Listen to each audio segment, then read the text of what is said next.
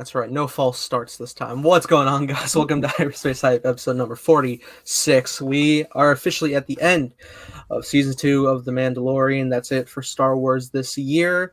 We're going to be exiting the year on this note that we have settled, and it's quite the note to leave off on. We all, I think, are going to have a lot of similar yet different thoughts. So joining us as always, we have Carson.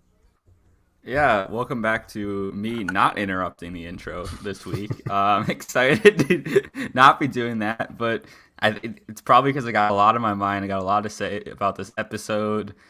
And like I've been speculating earlier in the season, this was the make or break thing of like, we're going to find out where this show is going and where it really is setting its foot down. And I think we found that out in a very definitive and divisive way, so I can't wait to talk about it.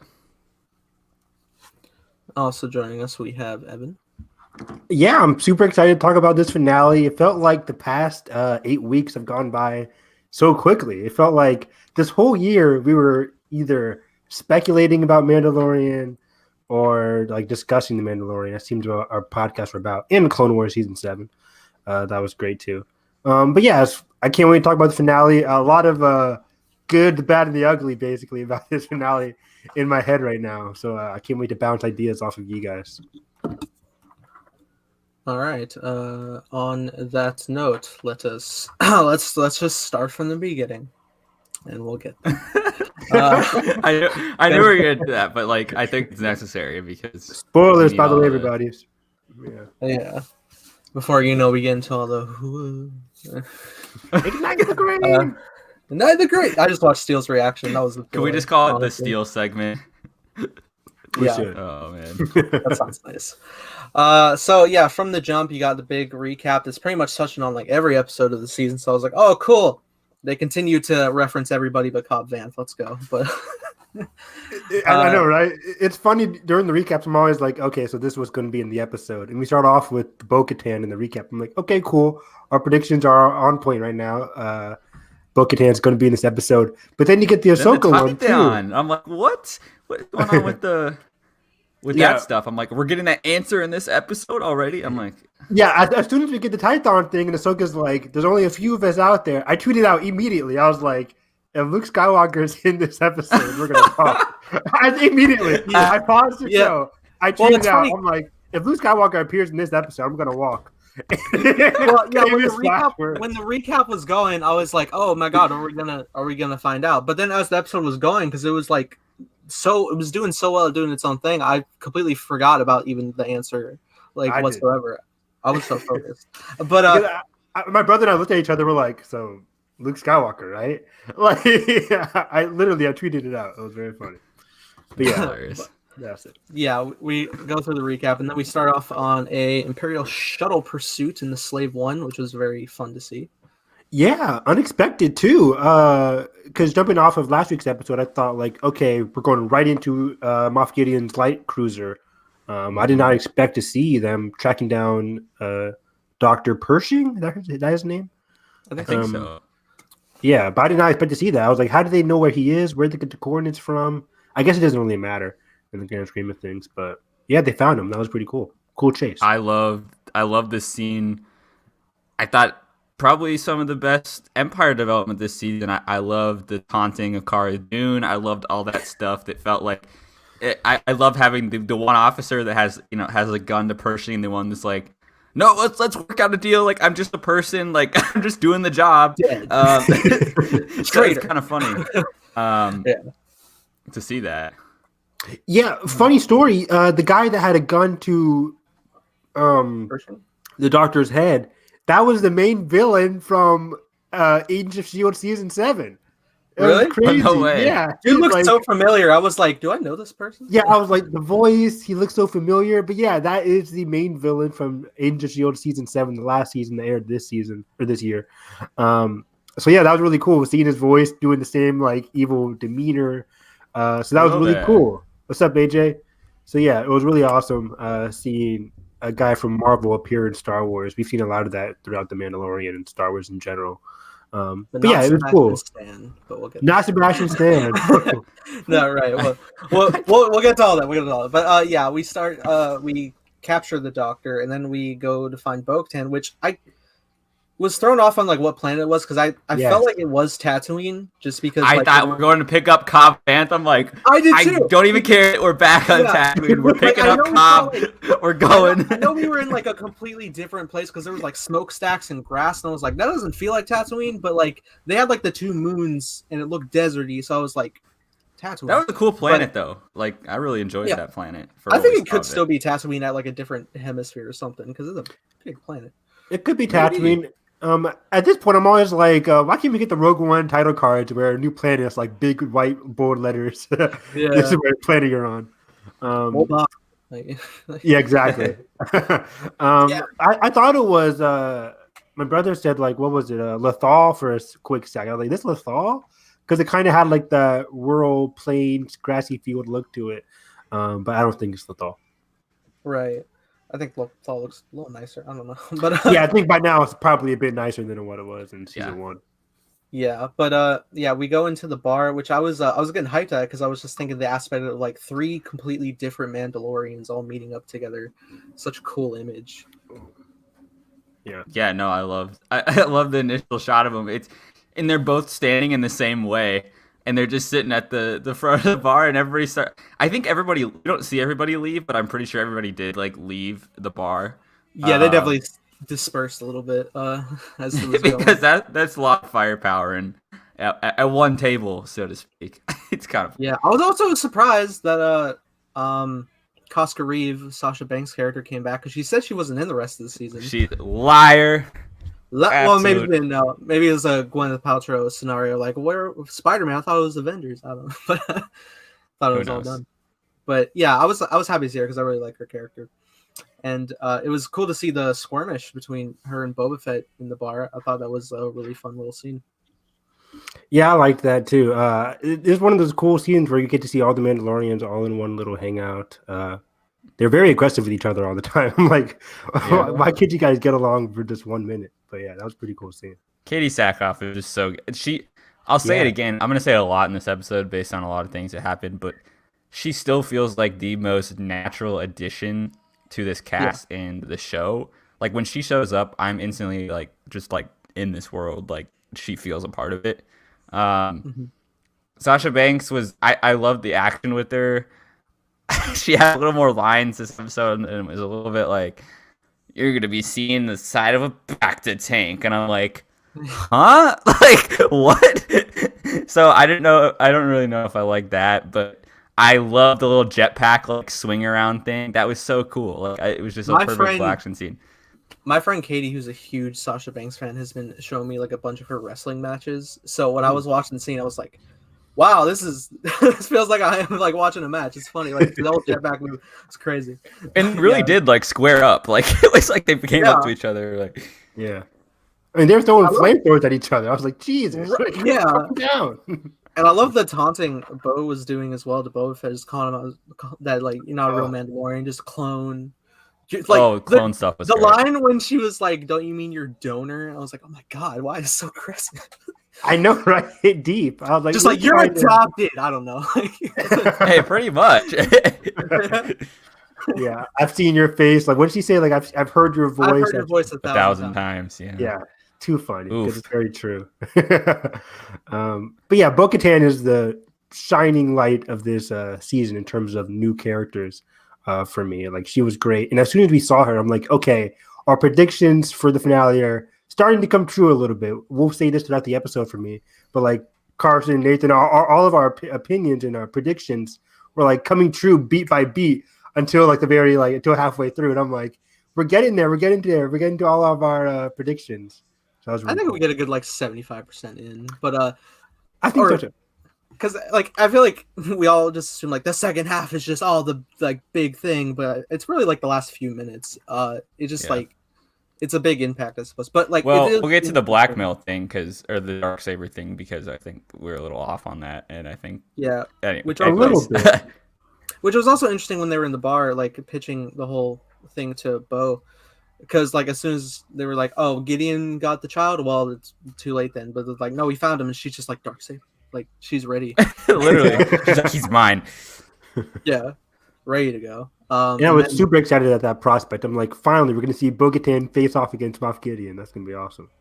Oh yes, it was really exciting to see.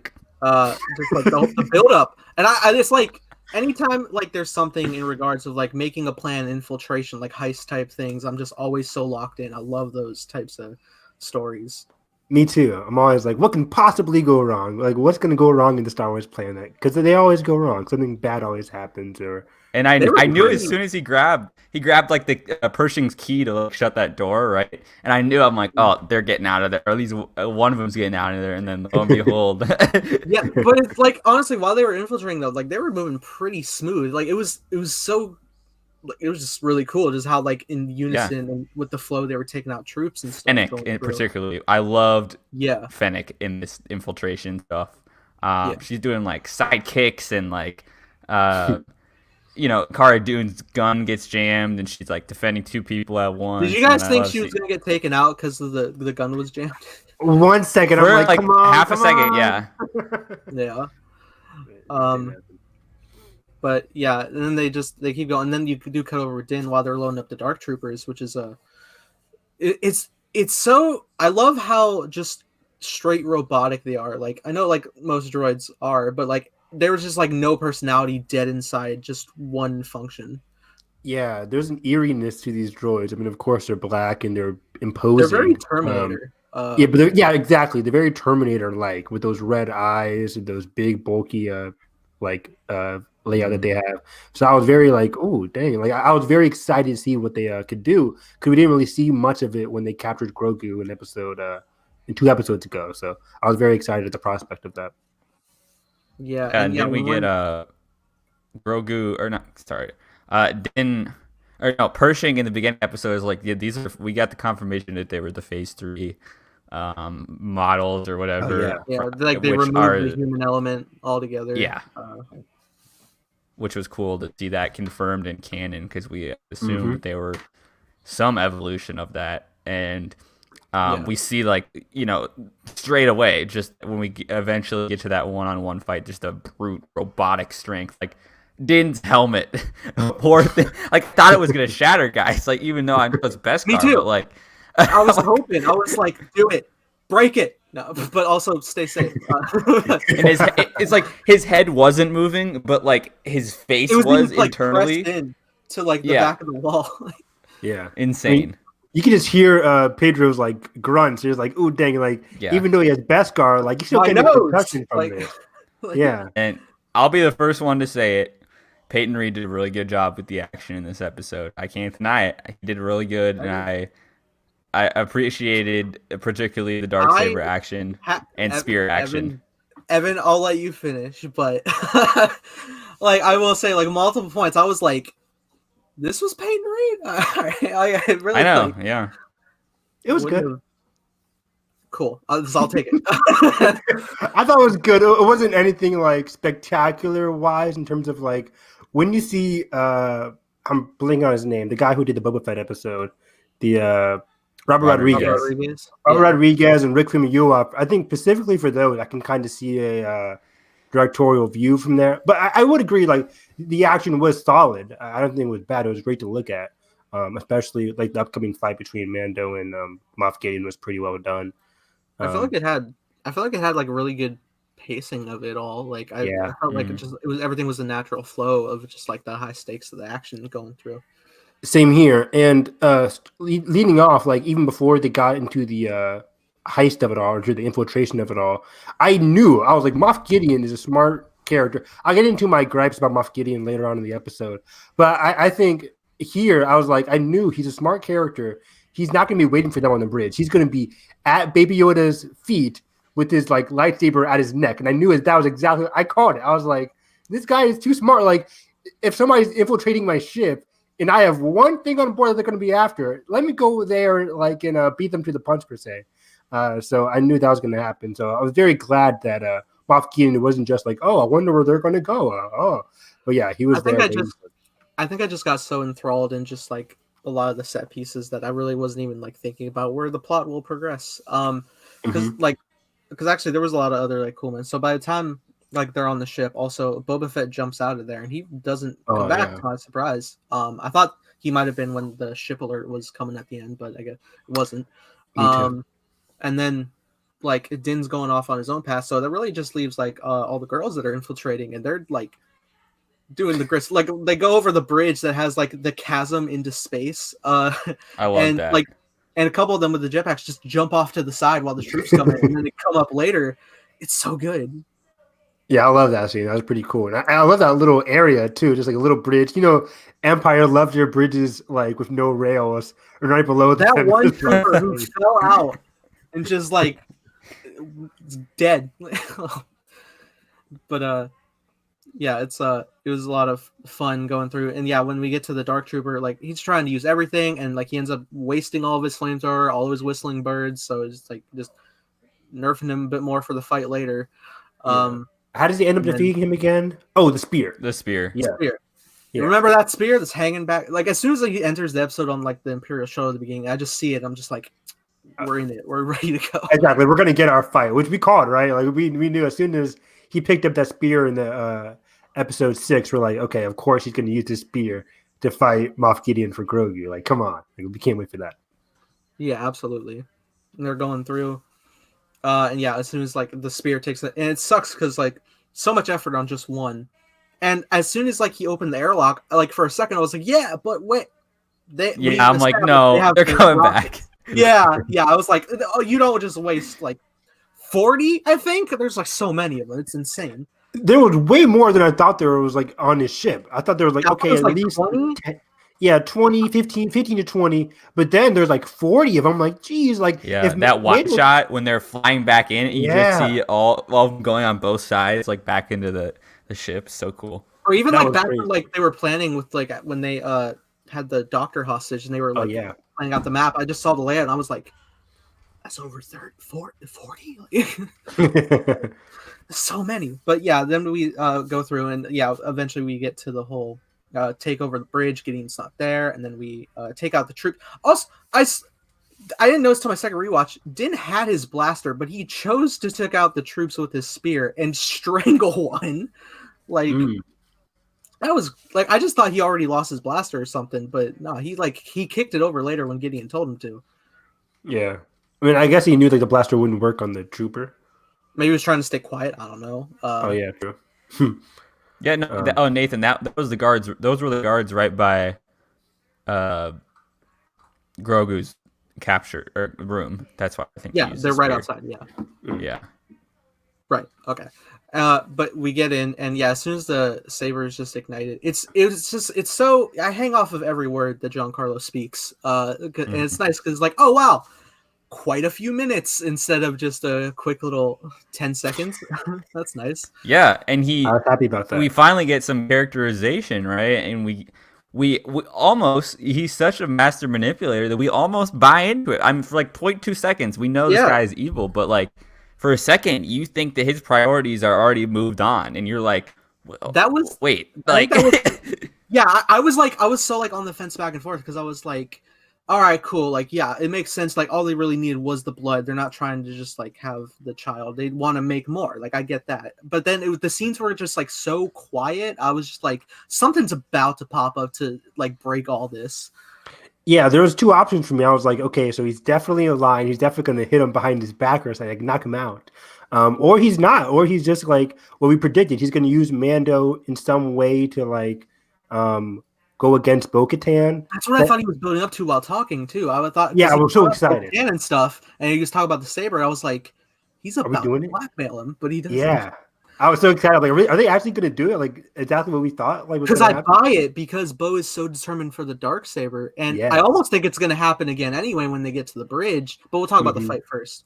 The spear fight. It was great. I think just my favorite moment was when he does like the back kick to flip it forward. Yeah, it's so cool. It was so good. And then like in the wall. It's like burning in the wall, and then like the pressure points of like the Beskar heating up against the Darksaber when it's like more than a couple seconds. Yeah, and I love how Gideon was just like he really was holding his own. Like he just like wailing, and even when he got like he got tied up, he just like sliced that off real quick, and he was just back into it. And then truly Din was without any of his normal weapons. So yeah, it was fun. And by the time like he was taken down, and he like spared him, but then like he was just like fascinated. It's like, oh, I'm alive. That's fun. Like he's just like, truly a villain. Just to see where the chaos is gonna reign. But it's like it's crazy because like I saw like yeah he got beaten down, but it wasn't until like they get to the bridge I noticed like his mouth is bloody, and I'm like, wait, what? How intense of a fight was it? But it was really cool just like seeing Din holding the Darksaber. It is a cool image, and but also seeing Bo's face and reaction to it all, like because like he's tied up and he has the saber and it's ignited. What does that mean? And you know, Gideon's just like laughing up a storm. I'm just saying this like this is where I start to get torn on this episode. I get it that like because like you know obviously it's a different circumstance when Sabine gave it to her, and obviously now that Mandalore is obviously not united, that maybe she's like, well, it didn't work that time. Maybe my true claim is not going to work if I don't get it in this sacred way. But at the same time, it just plays out so dumb. Like you have Gideon captured there, and they're like, "Oh, you're gonna take it?" Like, "Oh, she can't do that." Blah blah blah. Like well, I'm like, I actually wanted to inquire that because like, is that just coming from like? Is that coming from like the Clone Wars ritual combat stuff that like Maul did? Is that where that basically? So it's been set up with the whole Maul versus Pre Vizsla, and when Sabine fought Tar Vizsla, I forget his name, in Rebels on the ice, that episode. So it's been set up twice before that, like the person fighting with the Darksaber has to fight another person for ownership of the Darksaber. But on the other hand, even though it's been set up, it's also been set up in the point that Sabine just freaking gave Bo-Katan the Darksaber at the end of Rebels, and there was no qualms about that. If they wanted to establish, like, okay, if they wanted to establish that, like, oh, Sabine, you can't give this to me, then okay, we would have recognized that in Rebels. But here, it's just, it feels like it just comes out of nowhere, right? And not to mention, she preaches earlier. She preaches earlier in this season, like, "Oh, you're from this Death Watch. Like, that's not like your ways are just kind of diluted. It's not really a thing. Like, that's just kind of a dumb thing." She preaches to him against this like certain thing of like, this is how we. So it's contradictory there, which is I don't know how I feel about it. Edgar, what's up? But yeah, you're making great points there. I'm trying to I'm trying to remember in like the sense of Rebels because I think also the audio was kind of. Did you say like did Sabine have a combat to win the Darksaber in Rebels, or did she? Yeah, remember in the episode she gives it to Bo right after. Yeah, in the episode where she goes back home, where she goes back home to fight against her house, where she meets her mother and she meets Tristan again. In that episode or that arc, at least, she fights against, I think his name is Tar Vizsla. It's like the main Empire Mandalorian on the ice. Remember that? And it's very cool. She uses like Ezra's lightsaber against him, and she defeats him. But then like her mom ends up shooting him in the back or something like that. Either way, she gets all cheating anyway, isn't it? Exactly right. But she ends up getting the Darksaber, and then at the end of season 4, a season later, she gives Bo-Katan the Darksaber. Is Bo-Katan aware of all these events? Like, not necessarily, but the audience is, I guess. Like for Rebels, like the audience is aware of it. Bo-Katan doesn't. And not to mention, there when Bo gets a Darksaber, it's very different because everybody's right there. Like there's an example of her, like coming to. There's like 4 people on the ship. Nobody needs to know that you like. Nobody's gonna like tattle on you that you didn't like have a proper claim. Like if you that's why I don't understand what is Sasha Banks' character be like, oh she didn't fight for it, so don't listen to her. Like it's just the honor system, Carson.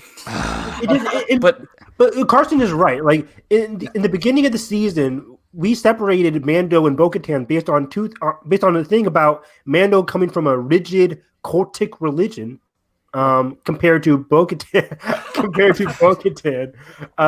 who is also from like the Mandalorian religion, but also stems from like your Death Watch cult is like way different from mine, and like you're from a weird area. But now she's focusing on this rigid religion of like, oh, trial by combat. Like, are you serious right now? And in the early episode, she's like, "Oh, your mic." You muted yourself. Do it again. Earlier. Can you hear me now? Yeah. What? Yeah. Okay. I don't know if it's You're good. Okay, earlier in the episode, she's like making fun of Boba. Like, still, Bo-Katan is all over the place with like this what she adheres by. Is basically what I'm saying. Yeah, it's a little bit disappointing because this should have been the beating heart. I mean, it's not. We're gonna get to the beating heart of this episode in the season, but this should have been one of the main focuses of Din's character to a point. Because one of my main issues with the Mandalorian is that it doesn't give a lot of character points time to breathe.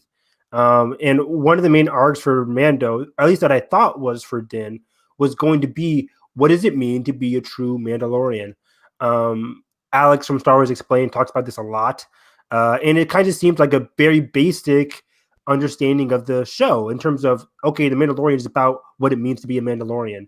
And we always talk about that, but we never really see Din grapple with it. We see him do it a little bit in the last week's episode where Mayfeld is discussing with him, like, what does it mean to take off the helmet and stuff like that.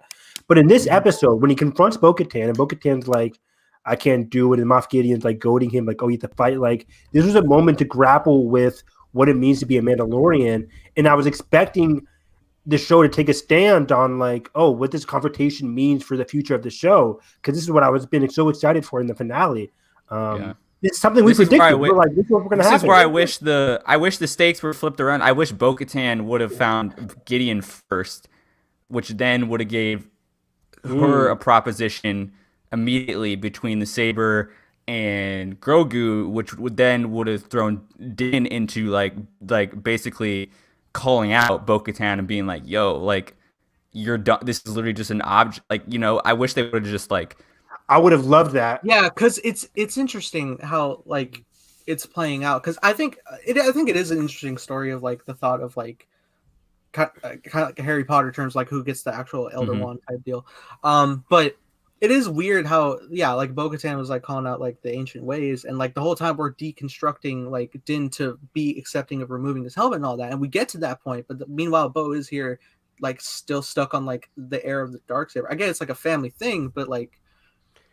It's so annoying. It reminds me. I watched a show called The 100, and in that show, there's a group of characters that follow a strict religion that's very flawed, and like they never really address it. And in this show, it's like we address that this system is flawed, right? Like this is a super flawed system that's been going on for a long time. We've seen it in Clone Wars, we've seen it in Rebels, now it's in Mandalorian, and Filoni is refusing to address. I mean, he is kind of addressing the flaws of it, but again, it doesn't give time to breathe because right after this something happens. But it's just like I wanted. And it's not even the biggest. It's not even the biggest offense of the episode in this contradictory thing, because we're going to talk about a thing later that basically giving Grogu to this person creates the same cycle that Ahsoka was talking against in the first place in episode 5 of like. I can't. He has this attachment to you, so that whole other brain. We'll get to that in a second for sure. But yeah, I was like, because I was so excited about what it means to be a true Mandalorian for Din. In throughout season 2, he never grapples with that. He never grapples with what it means to be a true Mandalorian. He comes across Cobb Vanth in episode 1, and I'm like, okay, we're getting there because he's meeting a guy wearing Boba Fett armor, Mandalorian armor.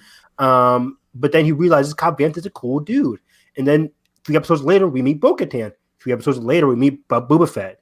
But in those 3 instances, he has initial interactions with them where he's like trying, like he's confused and he's asking questions about what it means to be a Mandalorian.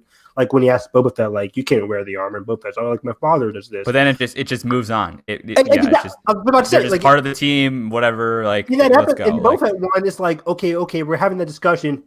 Boom, Empire shows up, and then with the what's it called? With the Bo-Katan episode, boom, they have to go straight into the heist mission. Cobb Vanth, boom, they have to go straight into fighting the Krayt Dragon. They never really like delve into like those character interactions, and it happens again in this episode where I'm so excited to see what's going to happen between Bo and Din. And there's like at this point, there's like what half the episode is left still. I think we're only halfway through the episode at that point, not including the credits. What? Well, no, I think we're at least like 2/3. Yeah, I think there's only like 15 minutes left. Oh, at this point, okay, yeah. Like it's just like 15 minutes. Yeah. Because but I didn't know what was gonna happen after this. I was like, okay, we have 15 minutes to go. We can have a really cool interaction here. But then again, it gets cut off, and I'm like, it's open ended for like the future of the show, which kills me. Yeah, because it's like, I mean, I'm down for cliffhangers, but yeah, I get it. I'm down for cliffhangers, but cliffhangers not in terms of a character arc. Din is such an incomplete, hollow character at this point. I'm sorry, he's just an incomplete, hollow character, and he didn't have. If I asked you, what is Din's character arc for season 2? What is there to say? He develops a soft spot. That's what I was thinking. He develops a more softer spot for Baby Yoda, because by the end of episode 8, I mean, I did see the man needlessly strangle with a solid spear of man moments before, but like, that's under the guise of like a John Wick type. Like, I need my thing. Evan, you're absolutely right, because by the end of this episode, these characters are no longer the characters that we've been with for the majority of the screen time are no longer making choices. There's no like. I wonder if we're gonna. It would have been cool to see like them argue, and then like Moff Gideon like able to regain control of the room, or like something that would have like created conflict in that room that wasn't just staring at the computer screen and then rolling out the red carpet. If that makes any sense, it totally does. Like all of a sudden. All that the potential for that kind of conflict that you just mentioned for that last 5 minutes, like that gets pushed aside because they decided, okay, hold on, we're going to address this now, even though we just spent 35 minutes building up to these 3 characters in this room and the potential conflicts that exist between not just 2 of them, but 3 or more in the room. So it's kind of like, that's what disappointed me the most.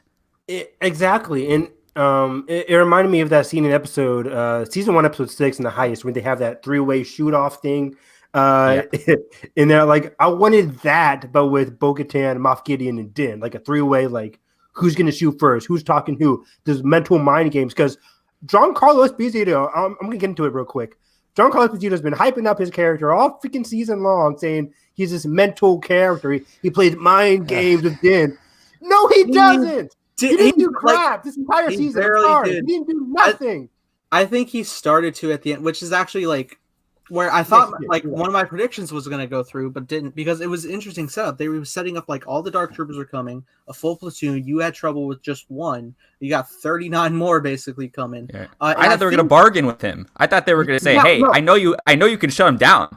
What's going to happen here is you're dead." What I thought was going to happen, and would actually have also been a compelling finale if we didn't get the surprise by the end, was what he sets up is like, they will kill everyone in this room except me and the child. So what I thought they were setting up was like, this is the way you could fail the rescue, by like, to save the crew you have to leave the child with Gideon again forcefully. That would have been an insane cliffhanger to leave off on for the season. That'd have been beautiful, and he still could have had the helmet taken off moment. He still could have had that. Except he would have had to leave, and then it would have been. That'd have been great. Oh, Nathan, that's a great idea. Carson also pointed this out. And what if in that moment he left them the ball? It never really came back. Yeah, you're right. The missed opportunities of Jon Favreau and Dave Filoni. Which is so funny, because like, we have such a trust in Dave after like such great stories, and then it feels like we're in an alternate universe where like it does. It's like the instance where like people were like, they'll make such creative things on like the limited budget stuff, and then there's like, here, Gareth Edwards, here's Godzilla and Rogue One.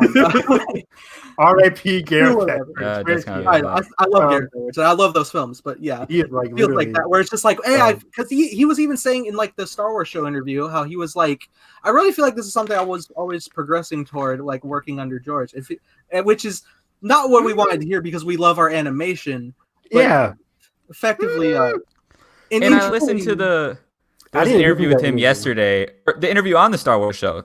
The same thing. He was like, oh, I think it's cool because now I can progress to this thing, and now we have Disney Plus where we can click around and like go to the different story, and you can go back and then look at this, and then you can go over here, and I'm like, but why, Dave? No. Like, why do you want to progress to that? You don't have to do that. It is funny. It is funny that once the credits finally completed rolling after everything and the surprise end credit stuff, like the Disney Plus was automatically like, you want to watch Clone Wars? But I'm also thinking, how many people clicked away from the credits and missed the end scene to begin with, let alone to get the suggestion. Yeah. We'll get to that later, though. But yeah, let's get into. I'll get into the Filoni of it all because I trust Filoni. Rebels is still one of my favorite. It is my favorite Star Wars content next to The Last Jedi and Empire Strikes Back. I love Rebels, but we'll get into Filoni's issues here in a second. But yeah, let's get into what happens after this whole Bo-Katan scene. Okay, so there's a reading of a ship coming in, and I, being the idiot who was like red herringed by the show, I was like, oh, it's Carson or Trapper Wolf. They're coming in because they popped up before, and I was just like, and we said it. We're like, oh, maybe the New Republic comes in at the end, but it's gonna be like too late or something. And we're like, I'm like, okay, like, yeah, no, that's the thing. I was like, because they were like, oh, just one X-wing, but I was like, surely not. But then it was. They keep going, and I'm just like, they're really. I didn't even notice like on first watch. I didn't even notice Grogu like actually like taking a notice. That I immediately saw that. He took notice. I'm like, it's a wrap. I'm done. It's a wrap. But I was with you guys up until that point. I was like, okay, so it's definitely the New Republic that they teased in episode 4 or 5. End of episode 4. At the end of episode 4, when they're like, oh, people don't really believe in Moff Gideon, which is also something we predicted that didn't really happen. Like, there's going to be this big event finale that the New Republic has to take notice on.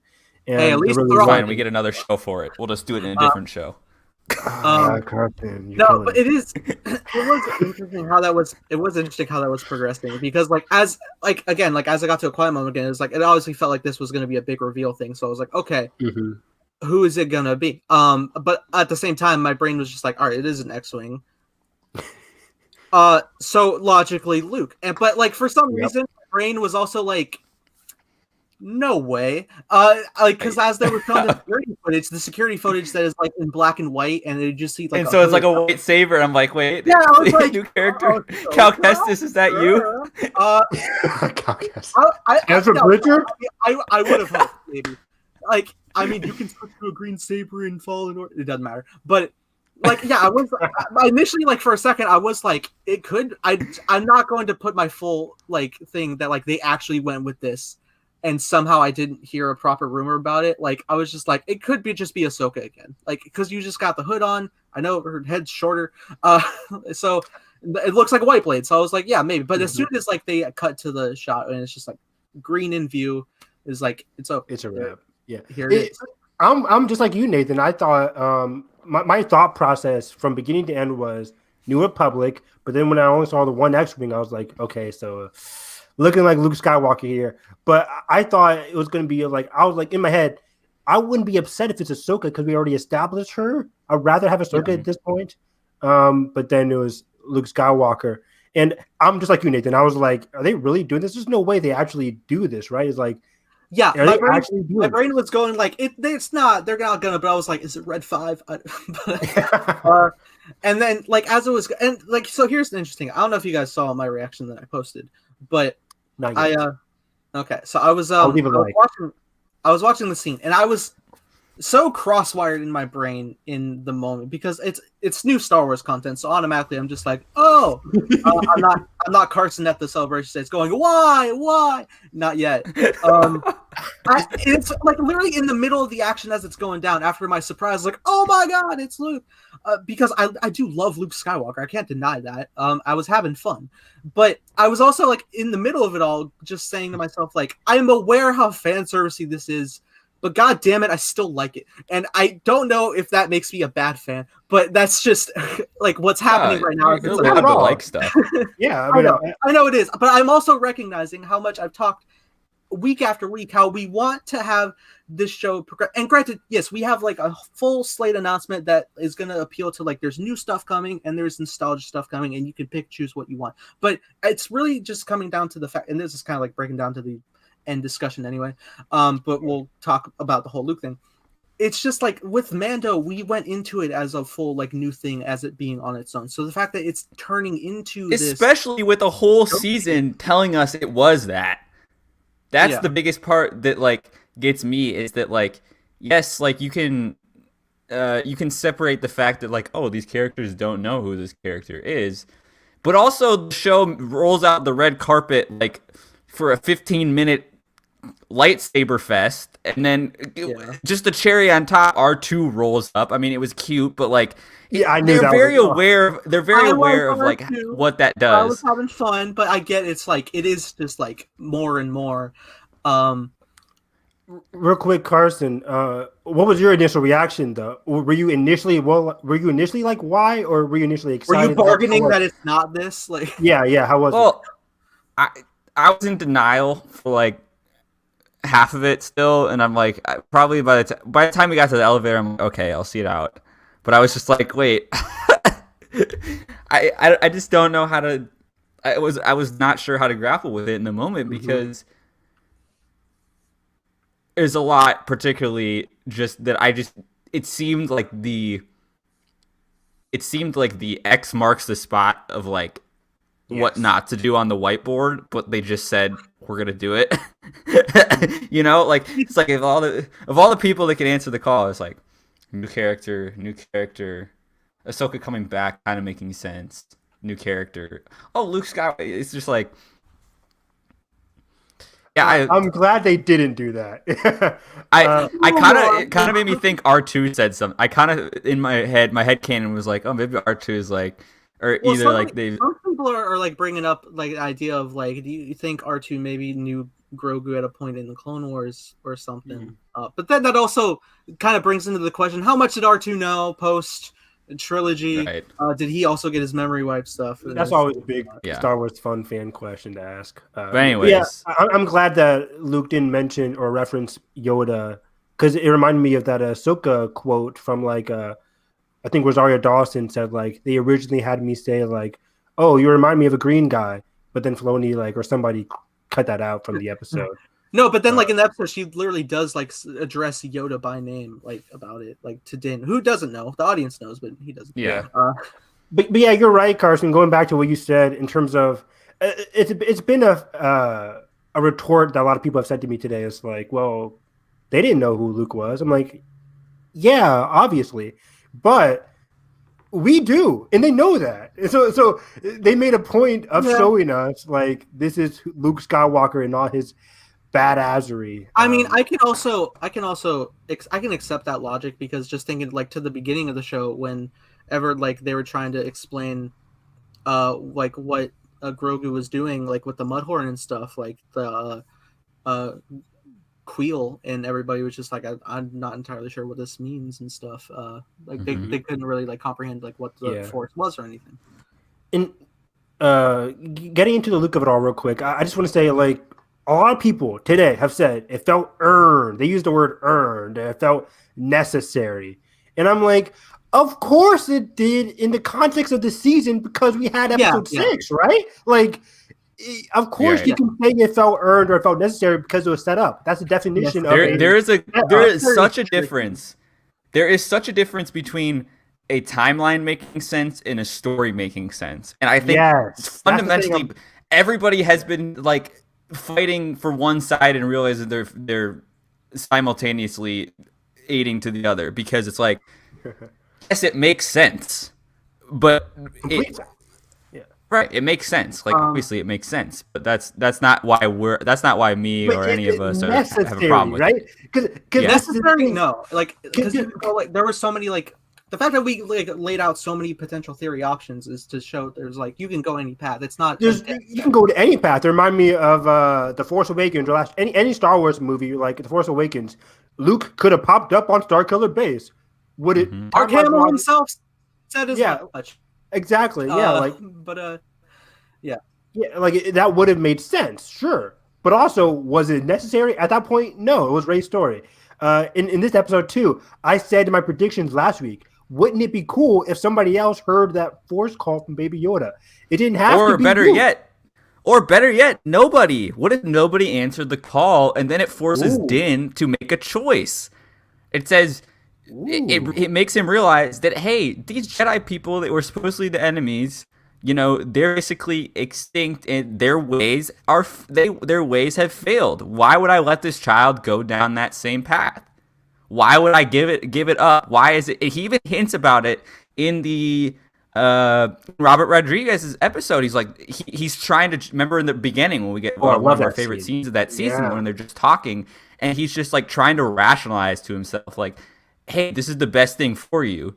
And so by discovering by the end of the season, hey, maybe this is not the best thing, and maybe that will tell me something about my own self that I'm pulled in 3 different directions, and maybe that I just need to let it all be. And just what this kid needs is stability, and not to be pulled between these 2 different things.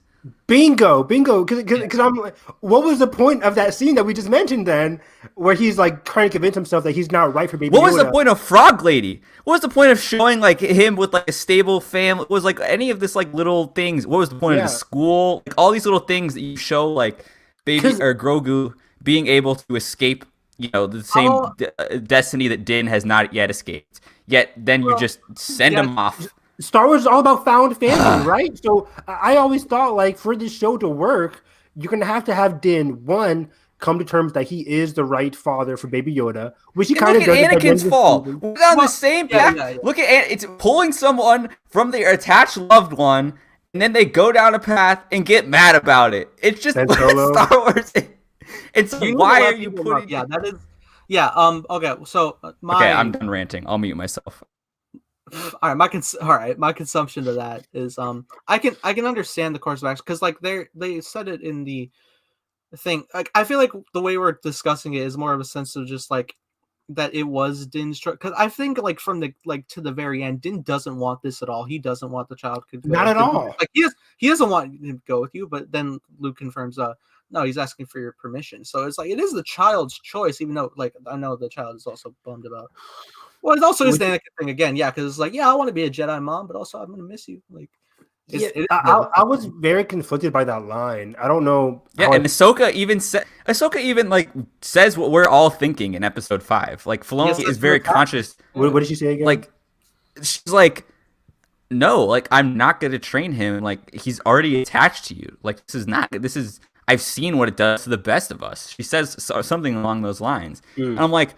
Why would you revert on that? And then what's interesting to me is the ending, like visual language of like him walking away and Grogu looking back is over the shoulder is like these same shots of like when Din gets rescued by the Foundling and when Din picks up Grogu for the first time and flies in the jetpack. It's the same framing. So I'm like, part of me wants to give the benefit of the doubt that like later down the line something's gonna fall out between that and Din's gonna reconcile that, whether it's visiting and seeing that maybe that's not the best fit or I don't know what, but also it seems very early and like just seems like you're excavating a lot of potential story with that relationship between them, and so that's why I'm torn. That's the main issue for me, right? Because I think it kind of cuts down a lot of the potential for season 3 and beyond in terms of like theory crafting or what could go next for the arc of the show. You've said like multiple times you said there's no show without the child, right? I literally screamed that when he was getting taken away by Luke. I'm like, first of all, this is pretty stupid. Second of all, I don't. The beating heart of this show is Baby Yoda and Din. Without him, this show is just hey, there's a guy in the helmet doing badass stuff, which is already kind of what it is anyways.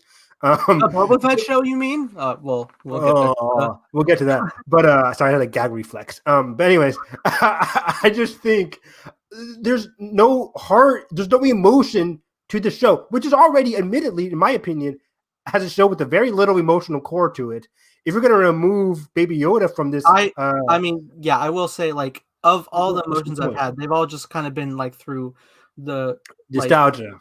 Nostalgia, the cool factor. Like, oh wow, a crate dragon. Like, even though that was like a great set piece how it was handled, which is I also found funny that I feel like nothing has like gotten as big as the premiere episode. But yeah, they're the only emotional point that really hit.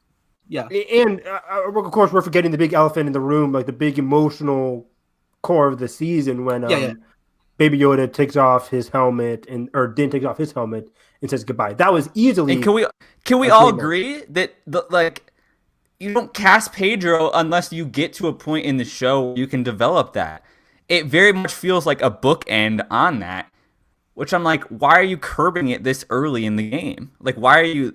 It finally felt like we got a little bit of development on Din that finally, he would take. And it was like by far Pedro's best performance. It just made me realize how much I want more of that.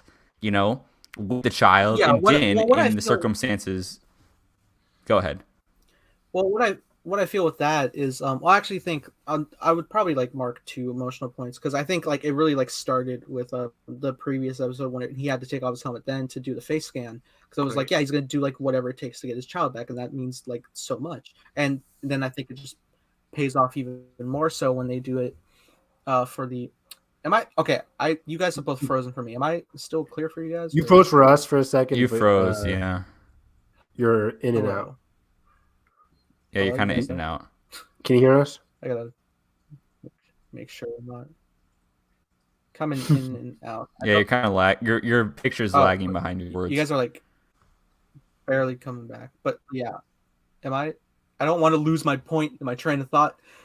You can go. Continue going. Yeah. You guys come in for a second, then go back out. Okay, I think you're good now. I think. Can you hear us?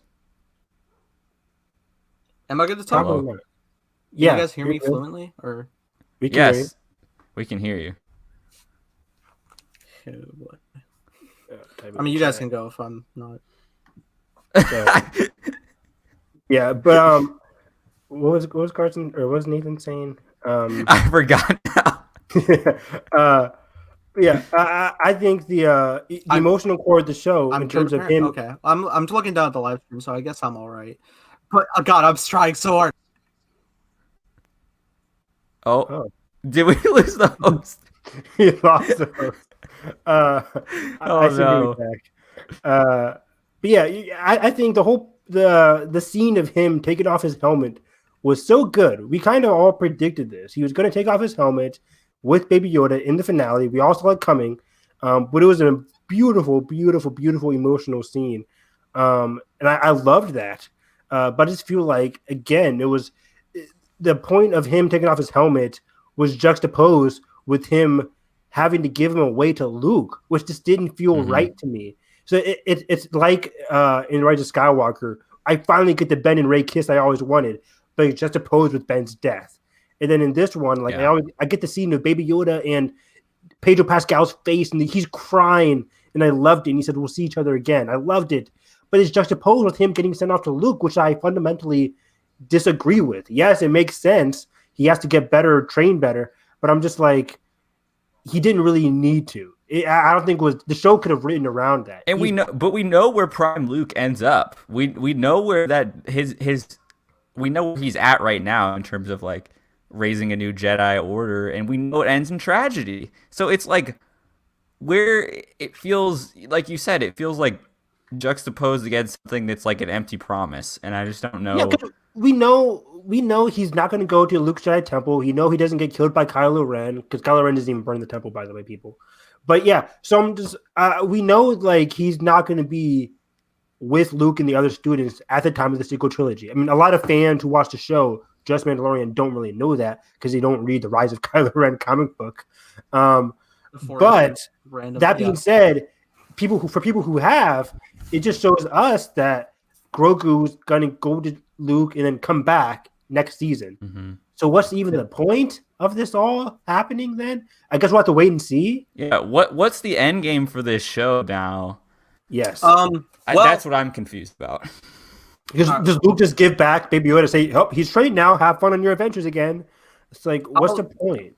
I'll have to figure that out. But before I was handling disconnected issues, what I was going on with the emotion of Pedro is I think the helmet removal happening now is actually a good door opening for whatever the future story is going to be, to adapting to the comfortability of functioning without that, and developing the expressiveness that like he'll have just as generally as a human, like around people. And I think that'll be a interesting exploration. I think that'll all like factor into, I think, a storyline of like the whole Mandalore factor, because now I think Din has been roped into that by like how they're But is that personal to him though? That's what I worry about. We know it's not, because he's just trying to yield it like multiple times. He doesn't care, but maybe something could develop to make him care if like it's forced upon him, or they can, I don't know, like they can't just have like a friendly skirmish like training battle and just like, all right, cool, you beat me, there it is. But right, that's what I was thinking too.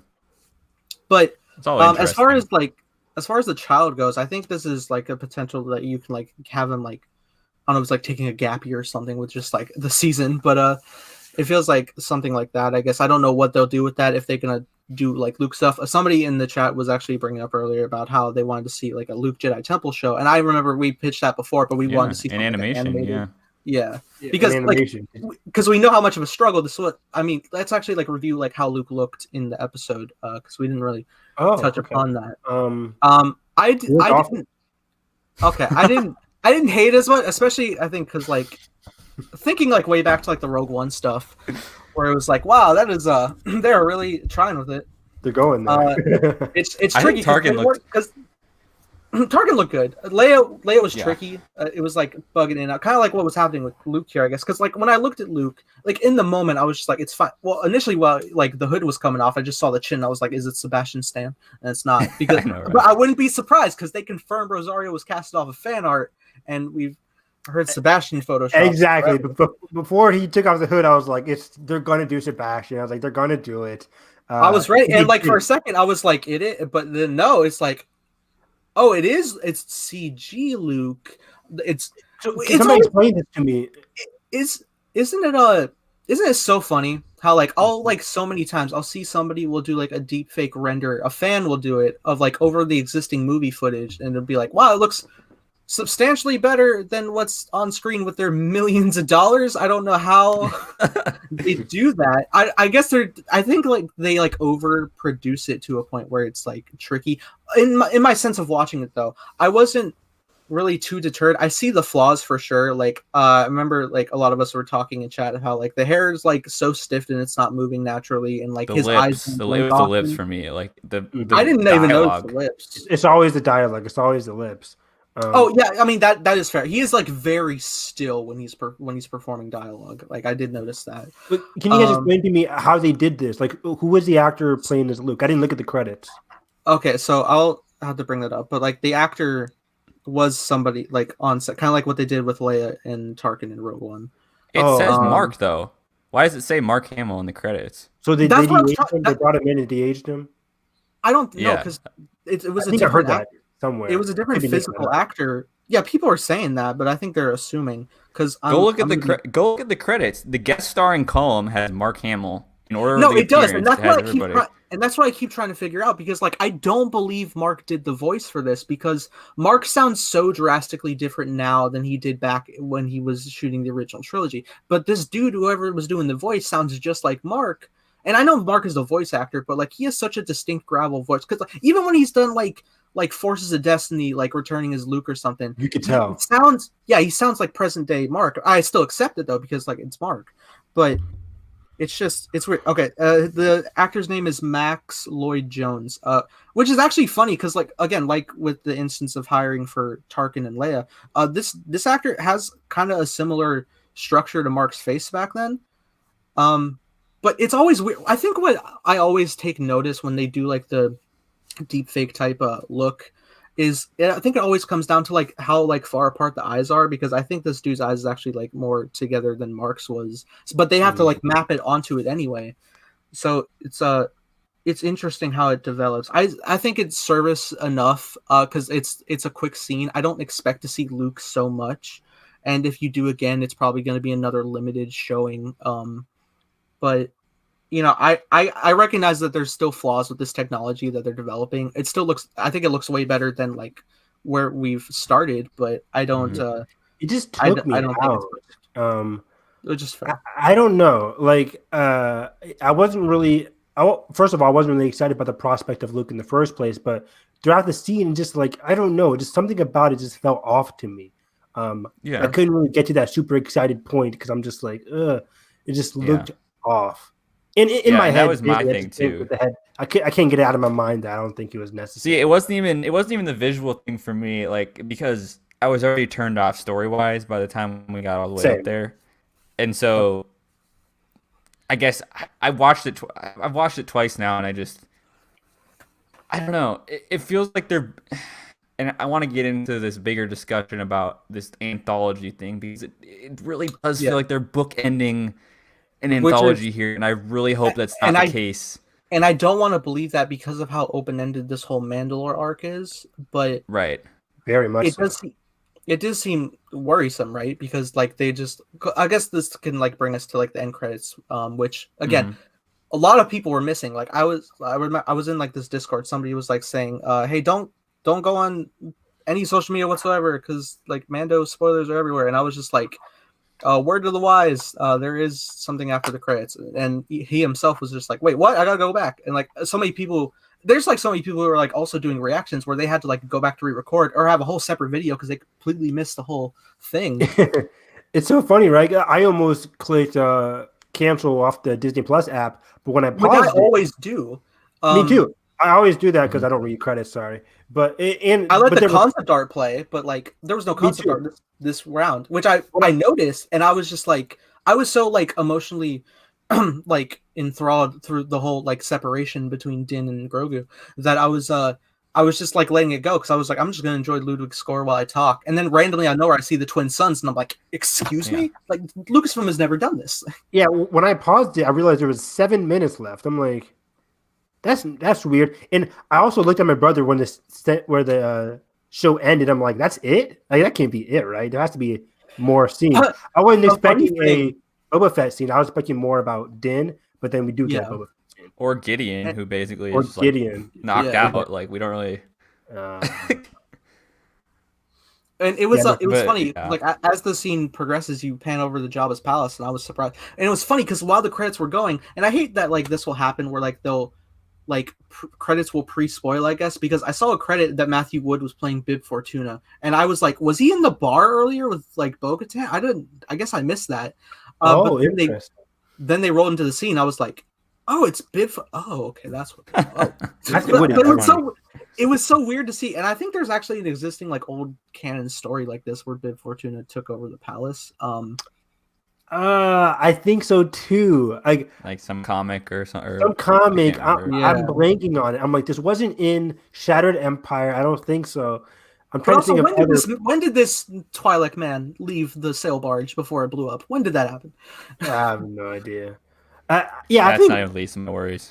Yeah, most people. He's dead anyway. It doesn't matter. Yeah, but then again, we cut to Tatooine. I'm like, Cobb Vanth, let's go. I was just like, please, every time I have like just give me more Timothy Olyphant, please. He's so good. You're telling me this show cut out Timothy Olyphant, an Emmy award-winning actor, after one episode. Give us Boba Fett.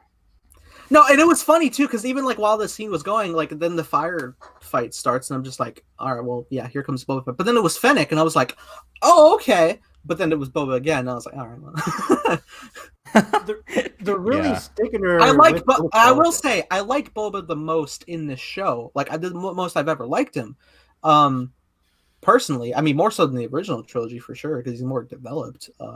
Is he though? I mean, at least like the man has like. This dialogue. This is my issue with Boba Fett this season. We can tell one thing that he's a sort of redeemed character. At least we thought, in terms of him. Well, now he's reflecting back to, I guess, the crime world. That's what I'm about to say. Like, I think at that point, him described he's a misunderstood character. From sure, but like I think I just don't. I'm plumbing on my words here, but I don't understand his character this season or the hype around his character. Like, I feel like he does get more dialogue, yes. But in episode 5 or the episode that he's in, episode 6, he just kills a lot of stormtroopers. He gets his armor back. He doesn't do much. He becomes like a taxi cab driver for Mando.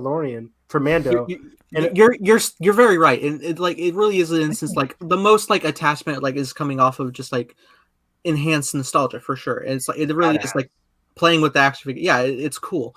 I'm not saying he's a fully like fleshed out like character that has emotional depth yet, but I will say like I am like enjoying him the most here than I have other places. Like, and I think that especially comes from like spoken dialogue and stuff. Because I think let's get into the bigger question, because he's getting a show.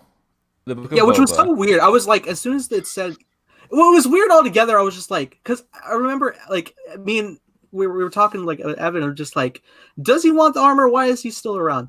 But then like the fact that he has come back, and it's just it seems I didn't expect this from Boba Fett to be like, yes, I want the throne, and then I don't get it. Are we not really a throne anymore? Like we. But like he's already such a successful bounty hunter. I never thought like crime boss Boba Fett. I never thought of that. Let's go through this, right? So 6 years has passed between Return of the Jedi and Mandalorian. In that time, for some reason, he's still stuck on Tatooine. He hasn't done anything. He doesn't approach Cobb Vanth, even though he knows where Cobb Vanth is by the looks of the end of episode 1 or chapter 9.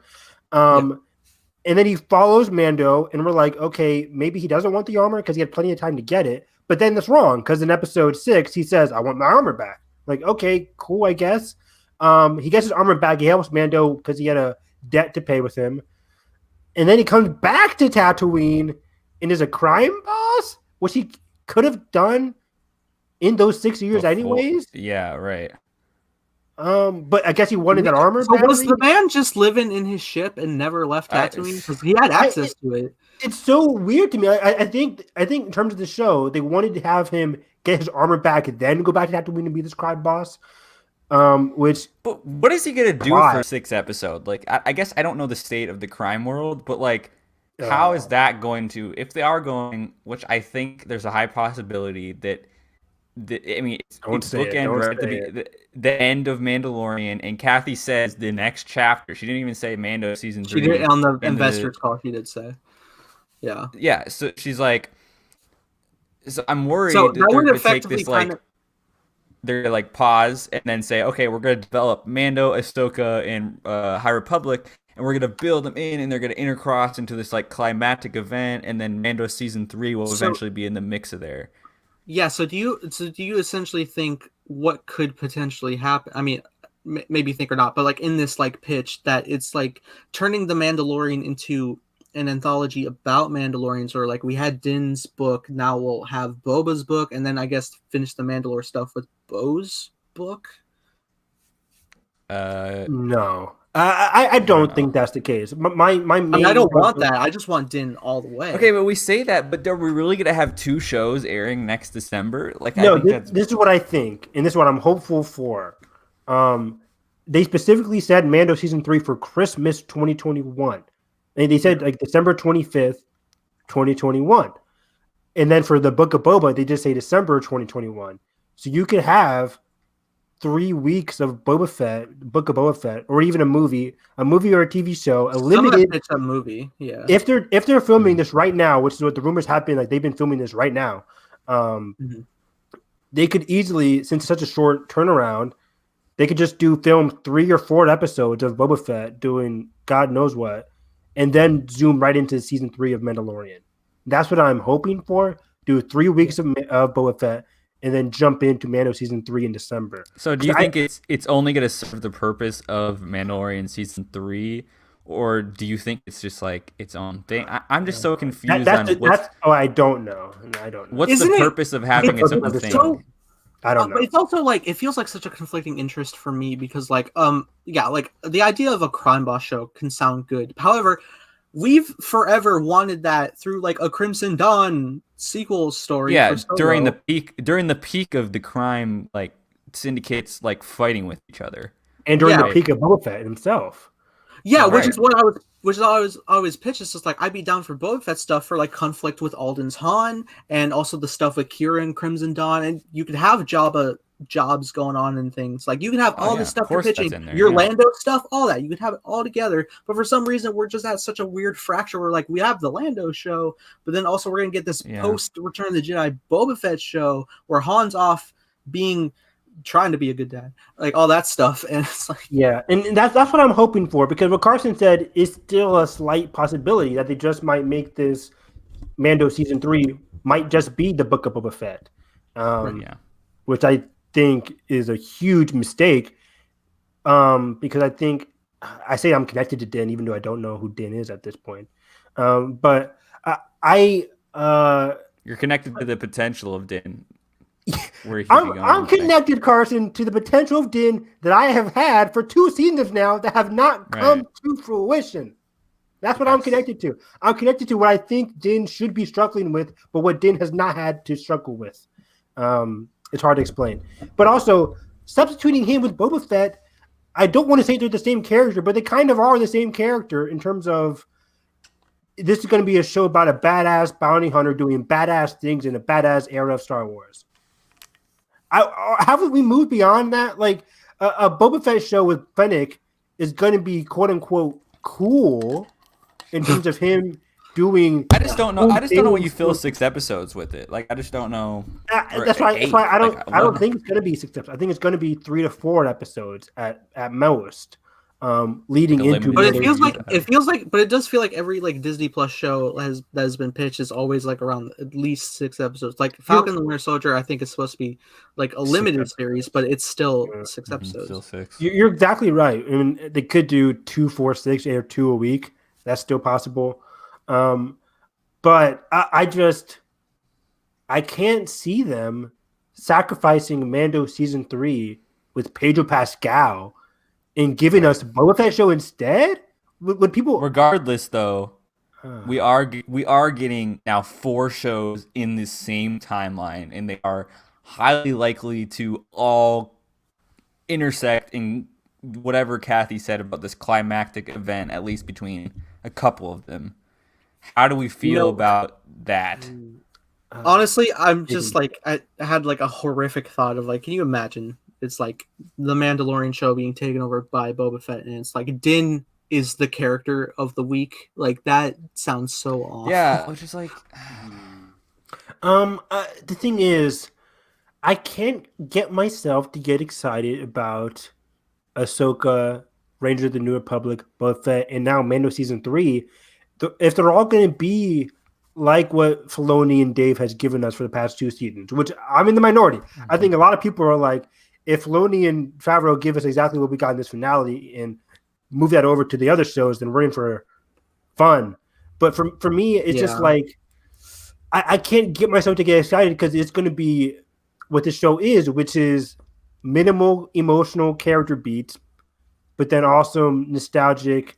I don't want to say fan servicey moments because fan service can work both ways. It can be fun and it can be dragging. The fan service of Mando season 1 is so much different than season 2. In season 1, we're like, oh, look it's the thing from the holiday special. It's the high school movie. Like that. They were literally they broke down a whole segment of Disney Gallery about fan service, but like in the most fun way. It was like, yeah, literally, it's just like we thought this droid looked cool.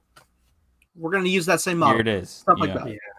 But now, in this instance, they were like, here's an existing character with lore that general audience will not know.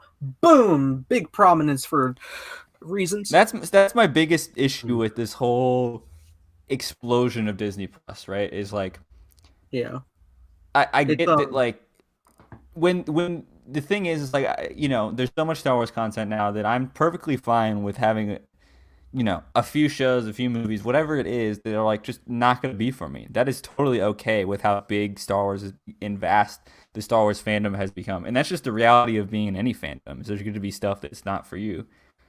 But when your biggest and broadest, like, leading Disney Plus show is set up to be like a pull for this, new fans to be coming in, yet then they're shoving all this stuff tying into 7 different plot lines, and then using it all for backdoor pilots for other shows that are going to tie into those future seasons of the same show.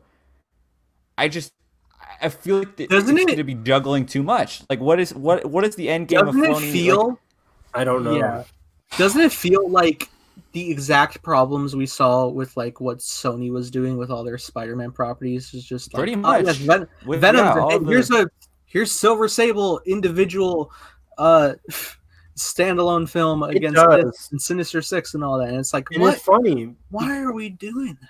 It's funny because people are also going to go back to Marvel and say like, well, Marvel always does their connection things too, which I have my issues with Marvel too. It's not my favorite franchise But in the like, world either. haven't But, we but also Marvel say was for so many years that Marvel and Star Wars are just such different just entities? so different, right? Because Marvel doesn't have books or comics or all this extra lore that is feeding off of like Marvel, yes, based off a comic book, but the Marvel Cinematic Universe isn't like the comics aren't connected to the Marvel Cinematic Universe, if you know what I mean. Like But the it's a Star Wars, factor of like they're adapting from a they're property that is adapting, like yeah. where Yeah, everything yeah, is yeah. already Star Wars interconnected. isn't really adapting. It's like the comics are in the universe, which they're not adapting like a certain comic book. They just are in the universe. Yeah, Marvel is comics to film. Star Wars Yeah, was like always film first, and Right. then you and get to then the comics. comics, Literary and then materials. books and novels. Marvel doesn't have to deal with all of that. Star Wars does, and Dave Filoni's taking advantage of that by combining everything.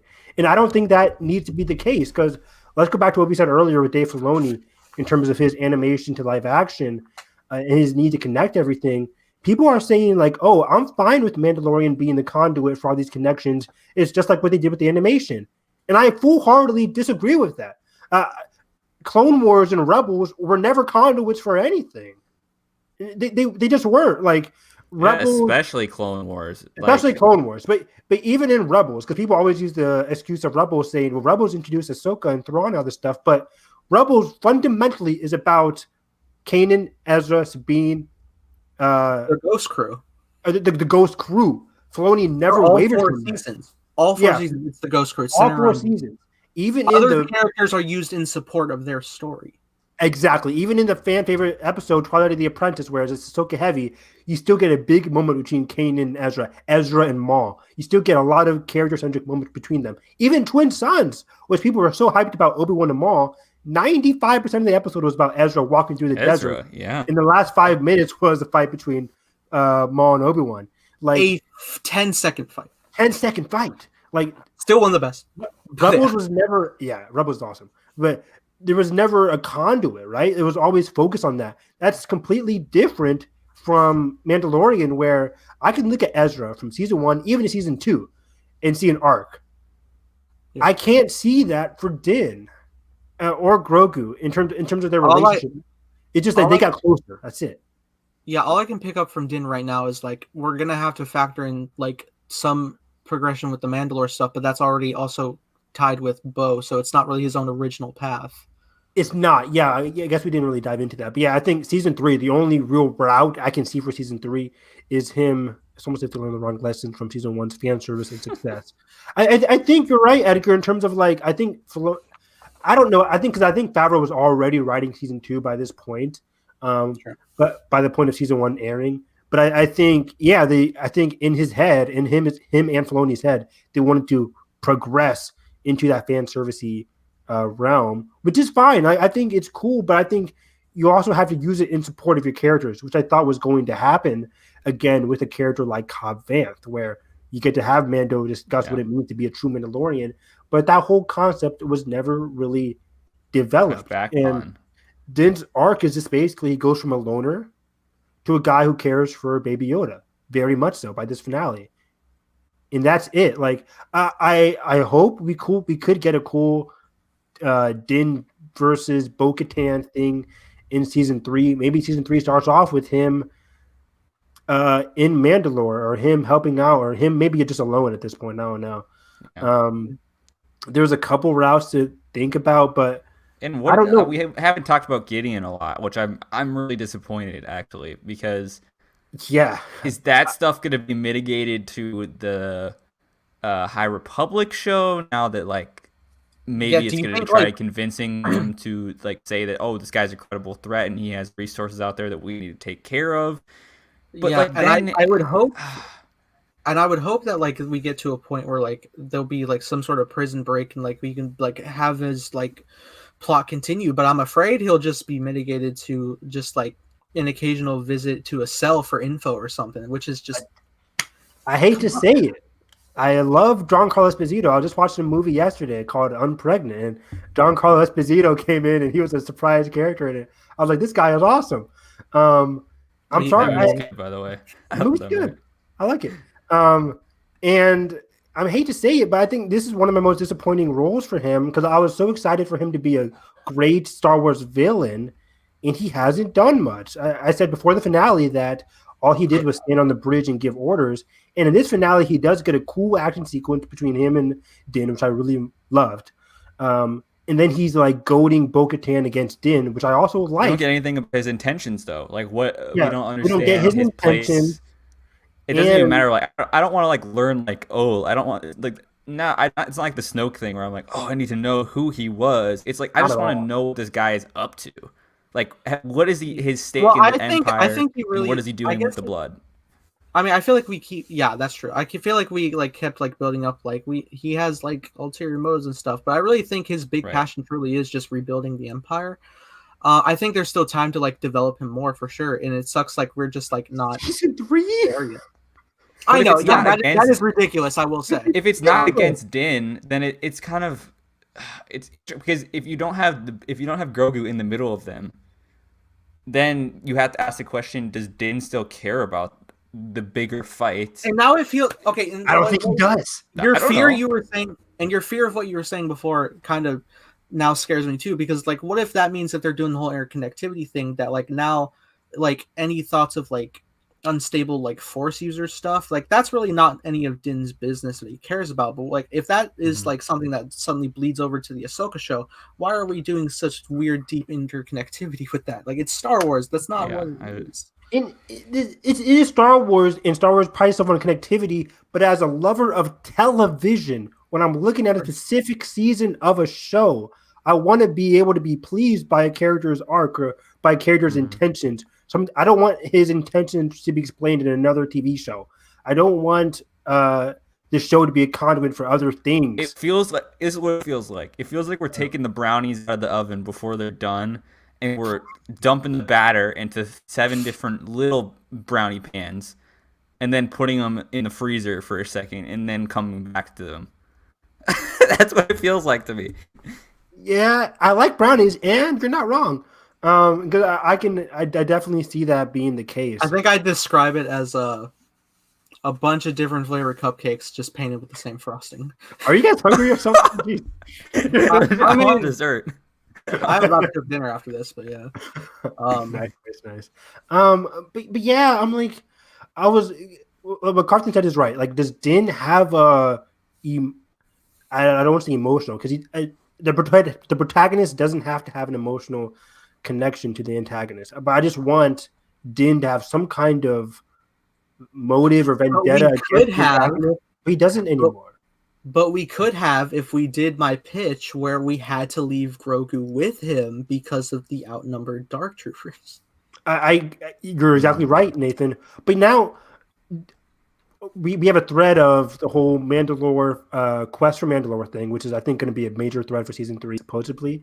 But also, Moff Gideon admitted that he got everything he needed from Baby Yoda. Right.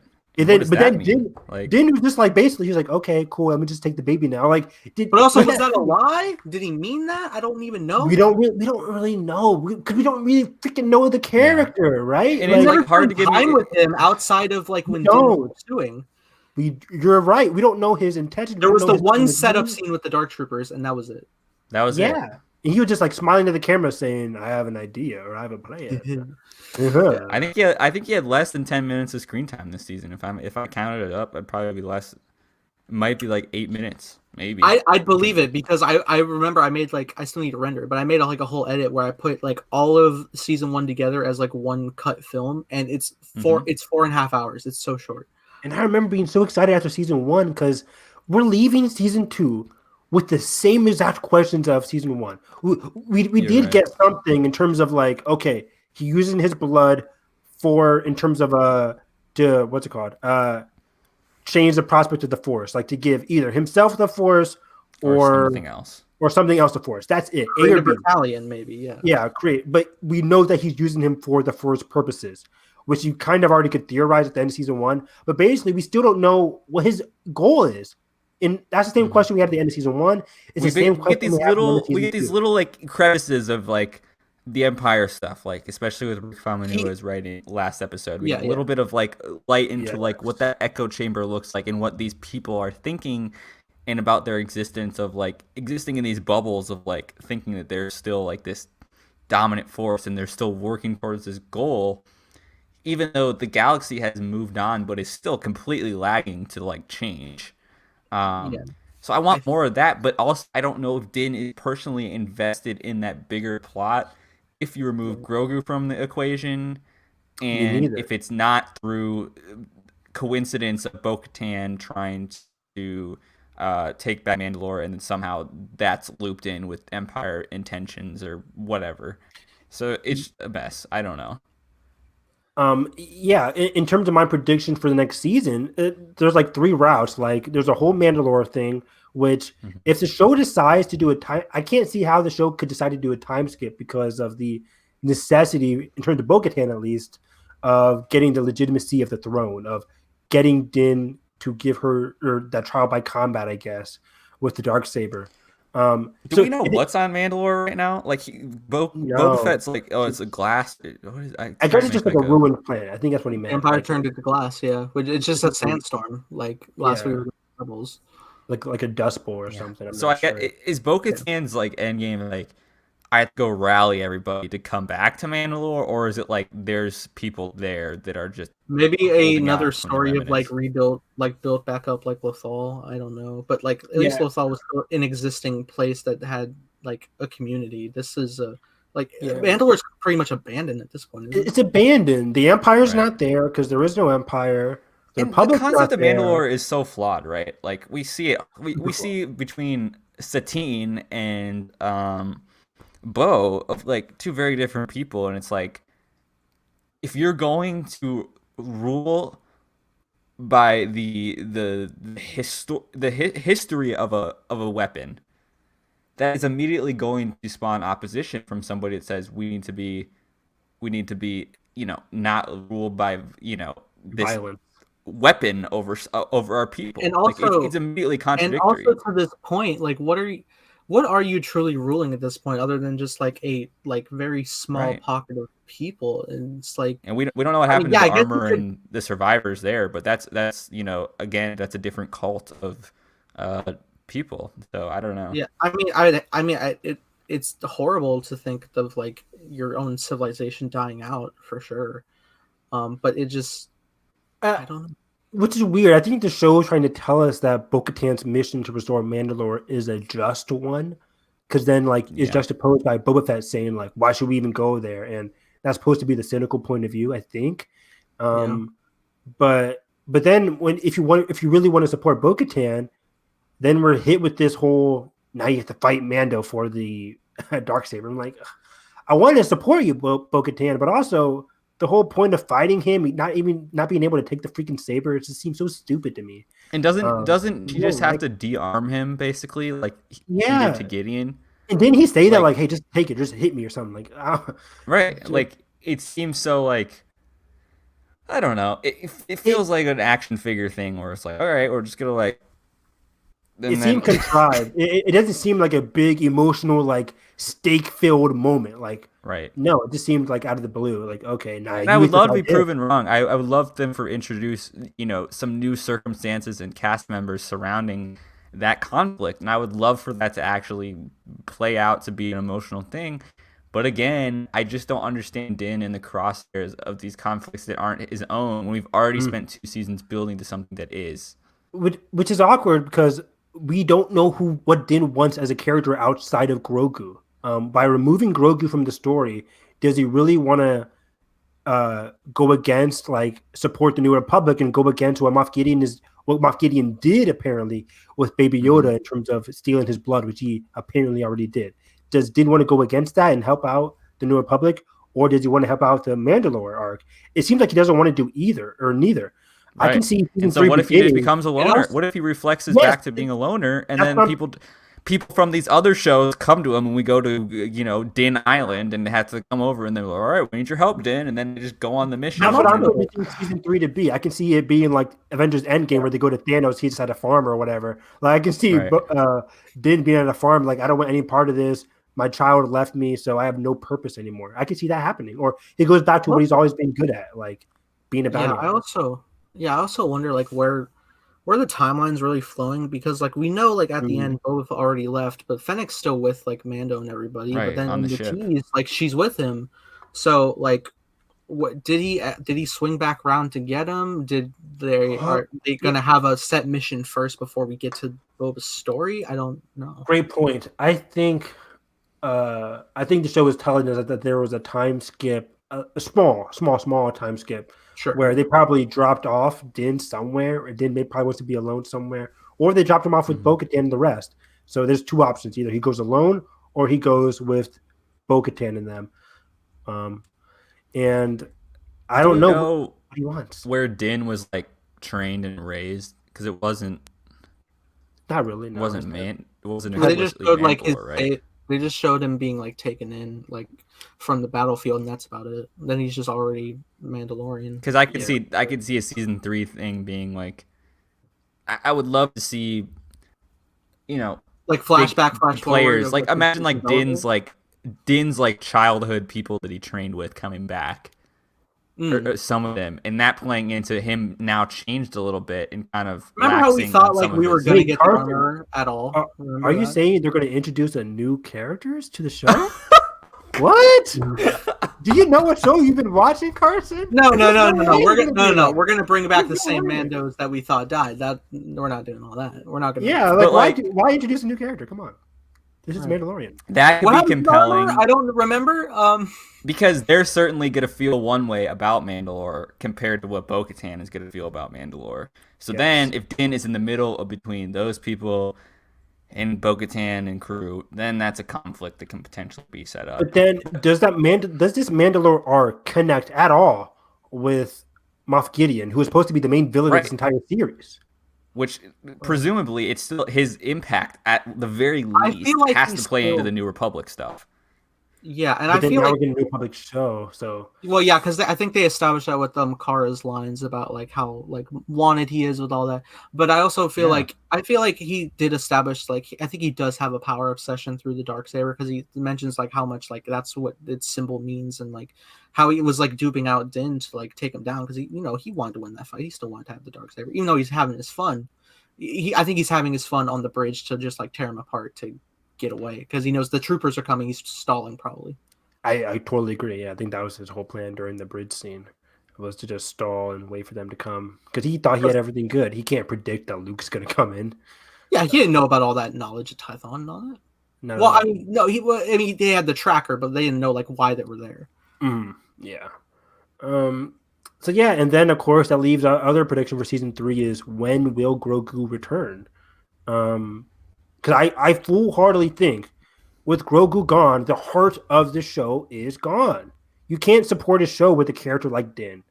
I like Din. I think he's a cool character. I think I like how he's a very he's a guy who had a dark past, who now through Grogu and through like his new experiences has come to soften up a little bit and has a set moral code. And he can continue to open up, right?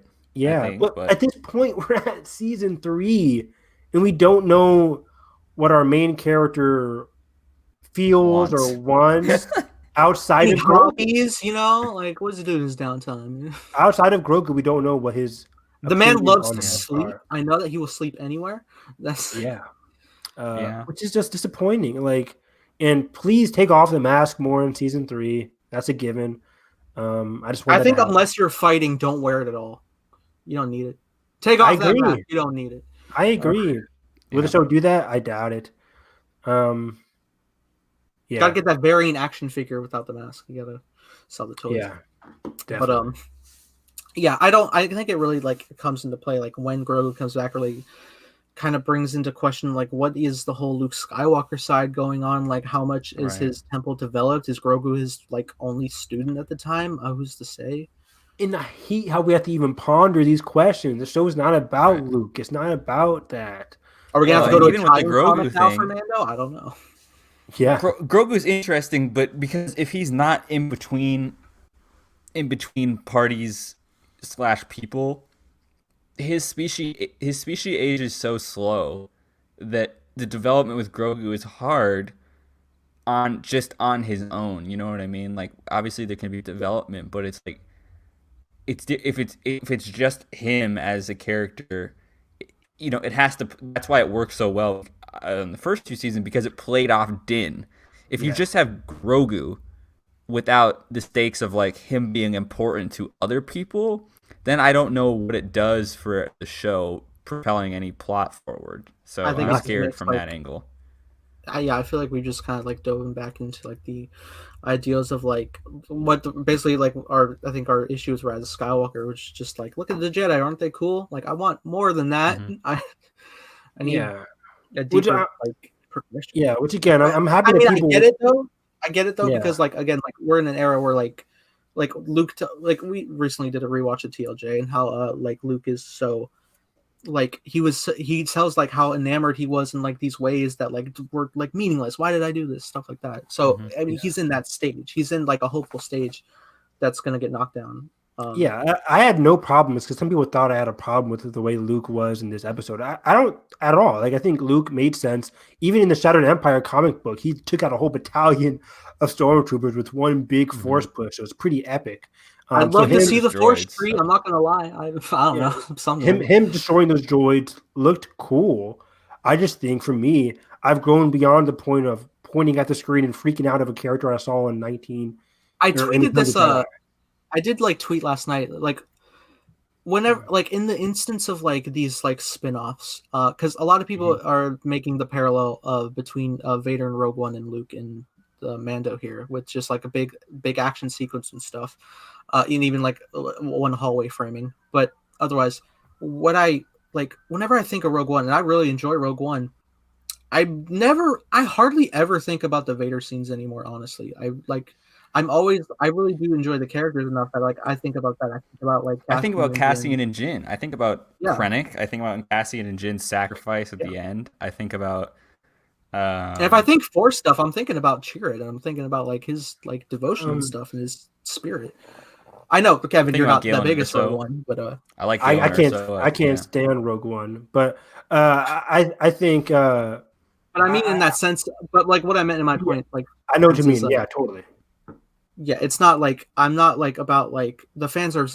Even though like we got Luke right now, I'm never looking back on like wasn't that the best. I'm always thinking back like last night. I cried last night watching the episode, but I was crying because I was emotionally invested in Din and Grogu being separated. That's what I think back on when I think about this episode. I mean, yeah, right now we're like, oh, the cool Luke moment, but as time's gonna pass, I'm only gonna be looking back on the separation.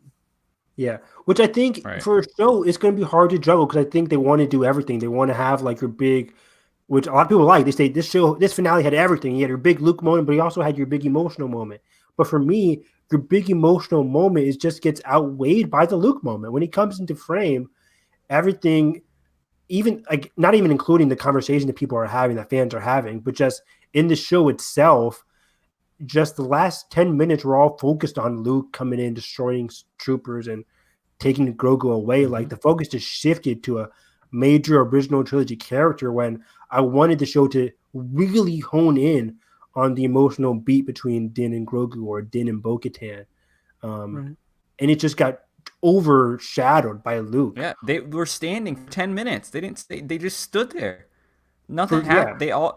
It all just shifted. And I wish there was more choices for them to make at the end, especially with Moff Gideon and the child and everything. But they all just said they stepped aside, and then Luke came running in. So it's like, and the show literally ends with Luke taking away like Baby Yoda. Like the elevator closes and end of the show. That's I'm like, it. We don't get an emotional or at least a conversation between Mando and Bo-Katan again. Like, let's continue that conversation. It felt like an episodic ending. It didn't feel like a finale. Yeah, exactly. I didn't feel. I didn't feel a good conclusion. I mean, I was feeling the emotion the whole time when like they were walking away with the child and like with the door closed separation. I think because like I felt like I don't know if it was intentional, but I was like feeling a parallel from like the ending of like E.T., which is like one of my favorite films. I've famously said where like I've the never whole heard like door about closed. that. Yeah, there's this great iconic ending where like they have to say their goodbyes, but hope that maybe one day they'll see each other again, and then it just has the door shut, and it's very beautiful with like the music. It's a bit more aggressive in Mando because it cuts right to black, but there's no rainbow in the sky, but it's still I was enjoying it, and I think like our problems I guess like hinder with like having to like use Luke for the story, but I mean I'm not gonna like I said before, I won't deny like I enjoy seeing Luke. I enjoy the story I'm seeing. I don't know how things are going to progress and if they'll progress in a more sophisticated manner beyond.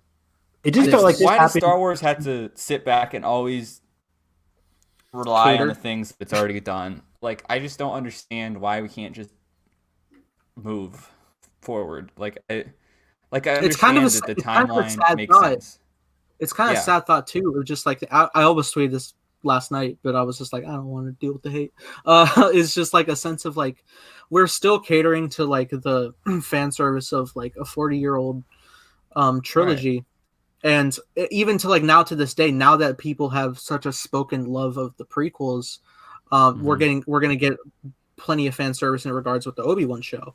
And that's going to progress in that sense. And it sucks because like with how much like we praise at least the first couple installments of the sequel trilogy, Lucasfilm has just like retracted with Rise of Skywalker with the divisive response that like they're not really contributing to that. But like what sucks is like by the time we get to the future where that's nostalgic enough, we're not going to really get developing stories that are going to be like The Last Jedi where it's like pondering new things. We're just gonna like bank on nostalgia of like the sequel characters. And this is the thing, right? Because people would hit back with, "Whoa, guys, not everything has to be like The Last Jedi." I'm like, no freaking shit. I'm not asking for everything to be like The Last Jedi. We're asking to hold these stories. We want our stories to be impactful to our. So I mean. That's why I said at the beginning of this, like this whole conversation was, we have so many new shows. There's new stuff that's like whole different eras, but we established like from the start of Mando, it's already this new interesting thing. Yes, like, and that's my biggest issue. Yeah, you said it perfectly. It wasn't connected.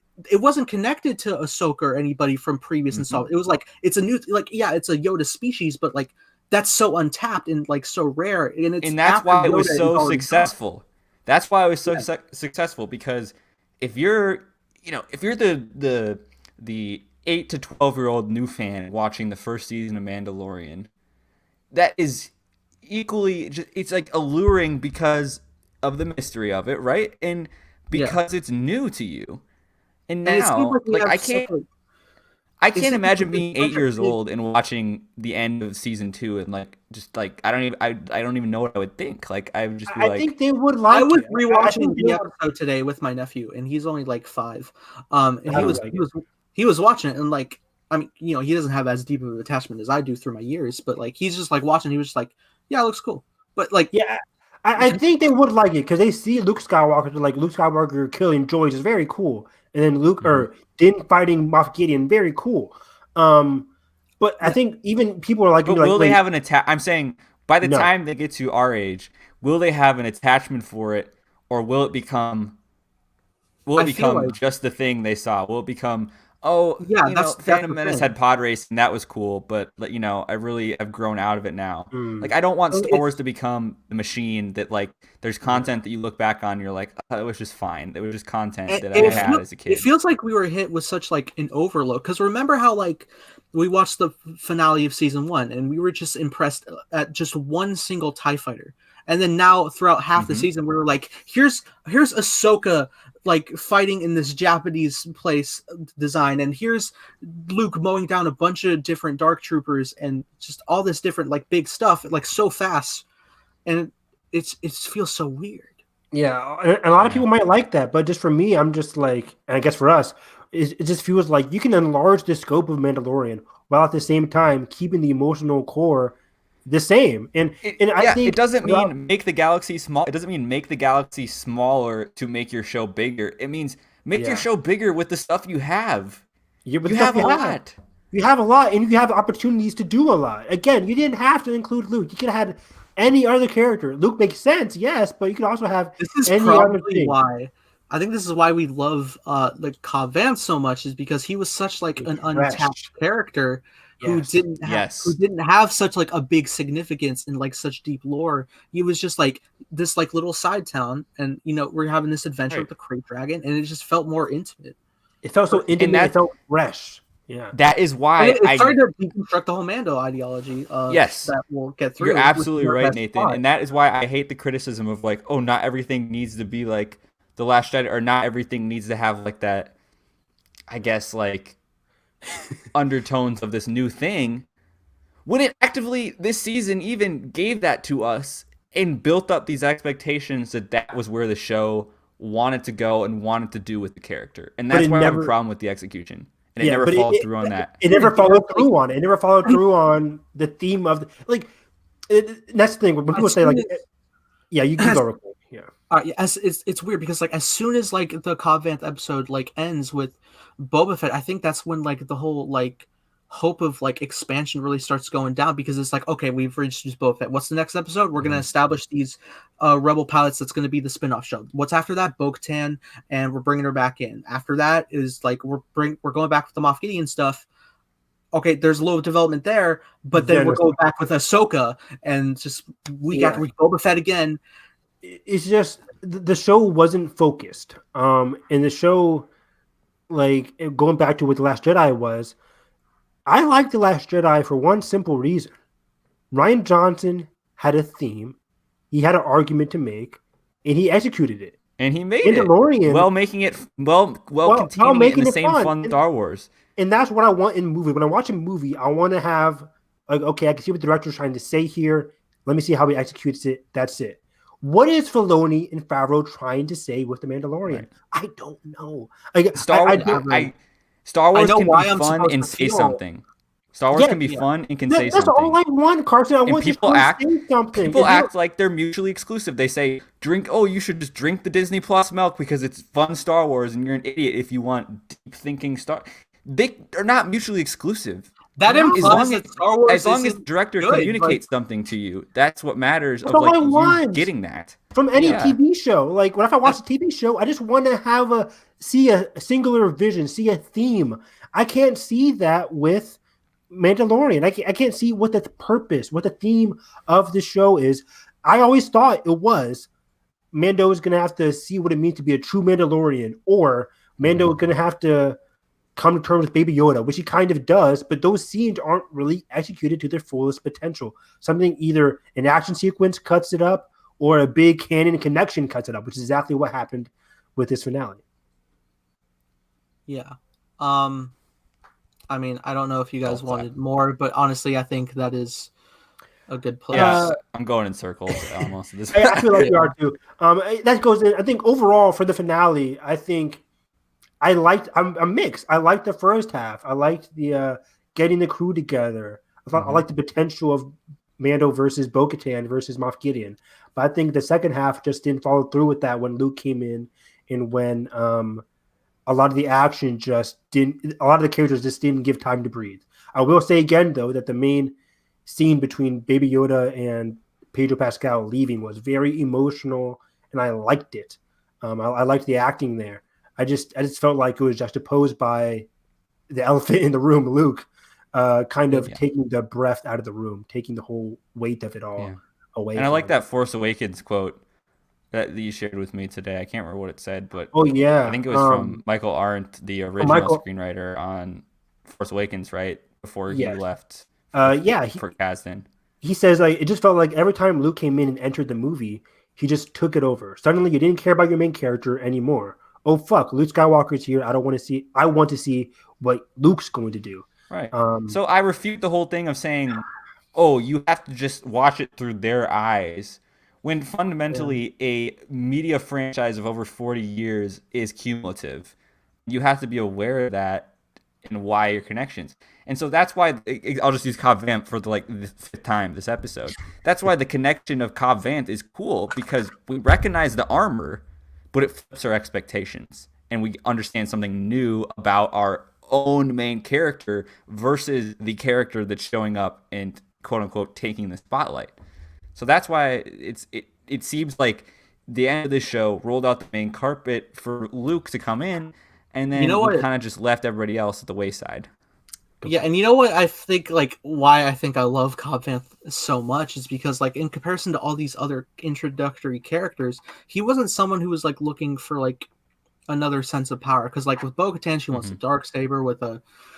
Ahsoka wants to find Thrawn, and Boba Fett wants his armor, and I guess he wants to rule the crime boss business There now. could be But, ordinary people in the universe, right? yeah, You're but- so and right, Cobb Vanth- Nathan. And I love how Cobb Vanth is just like, he's literally just a townsman who actually cares about the town he's protecting. He's literally a marshal, a good one, and it's like, it's refreshing. And we haven't gotten anything since the premiere, which was so phenomenal. And I will say, I enjoyed this episode a lot. I had like a blast. I probably had the most flow of a blast that I had. Yeah, the throughout 30 the minutes, season, maybe, the starting 30 minutes are a blast. Like, by the time we got to that bridge, my heart was pounding. Like, I love the first 30 minutes. Yeah, I just I feel like the and stakes like I were said, I still had an emotional attachment all the way through. I enjoyed the episode a lot. It's just like, we want the best for the series and the characters, and Yeah. I feel like it's being It's out of compromised with love. these connections. I just want it to remain focused, and I keep comparing the show to like Better Call Saul, because Better Call Saul is in a world of a hugely popular show of Breaking Bad. But Better Call Saul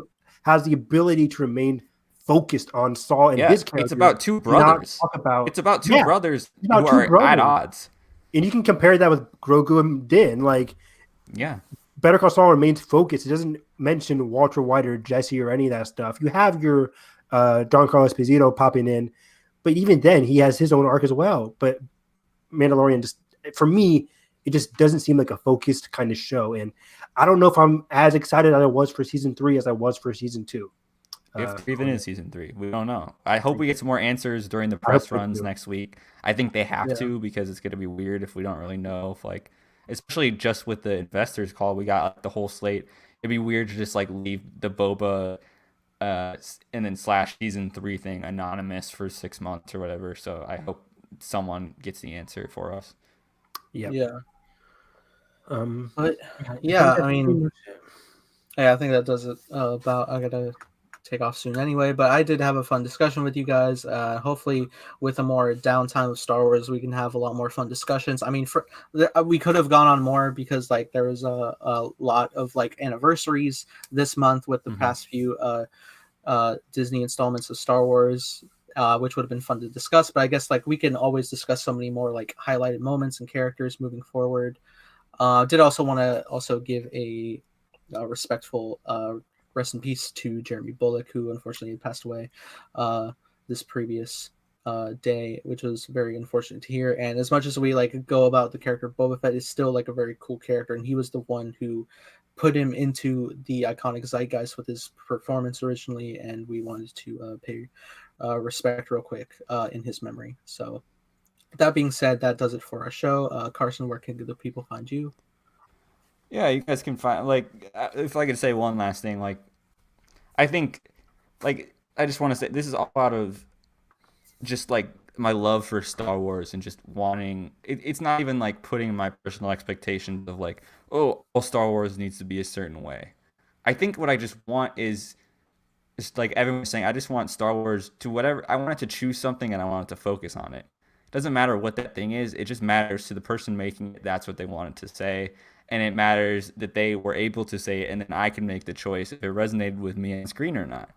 And so that's it. None of this is, I feel like some people have this idea that like, oh, Star Wars, if you want Star Wars to be high art, you're watching it the wrong way. It's not it at all. It's just, I think Star Wars, a lot of the Star Wars that we fell in love with was able to communicate so much of what it meant to us. And that's why we're talking about it every week. And that's why we still love Star Wars, no matter what. Like, the Star Wars that we love is always going to exist, no matter what spin-off show that comes out, no matter what piece of content comes out. So I think it's just like, it's not a battle of like not liking something or liking something. It's just wanting the best for something. And that's why, that's why I hope that, even though if I was harsh in this episode, I would just say that, like, I love Star Wars still. Yeah. Evan, where can they find you?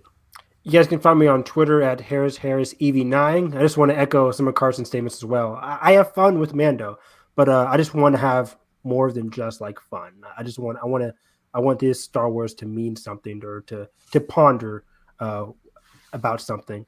But yeah, I'm excited. I guess I'm just curious now what Mando season 3 is going to be. I hope we get some answers. I'm excited for the weekend. Next week, it's going to be Christmas. So Crazy. We that's gonna be finally great. made it to the end of the year. And we get a Disney gallery. We can talk about And that. we get Disney Gallery, so we're gonna continue to have some Which will discussion answer some of our on- questions. some of the questions we had throughout the series, throughout the season as a whole. So I can't wait to talk about those things as well. But yeah, happy holidays, everybody, and see you guys next time. I also like Star Wars. With that being said, you can find us all linked in the description below. Again, like I did, in fact, really did enjoy this episode a lot. I mean, you can check out my reaction right now, and it speaks for itself. Also, a very big thank you to all viewers who came in during the season, because as of tonight, we also just hit 4K on the channel here, which is very nice. Nice. Big old milestone. About 5 years I've been on YouTube now, so hitting 4K was a big heck yeah. I did miss the turnover though, so I screenshot at 4001. I was like, damn it. But Oh no, but did he freeze? I'm still happy. Did I freeze? Am I here?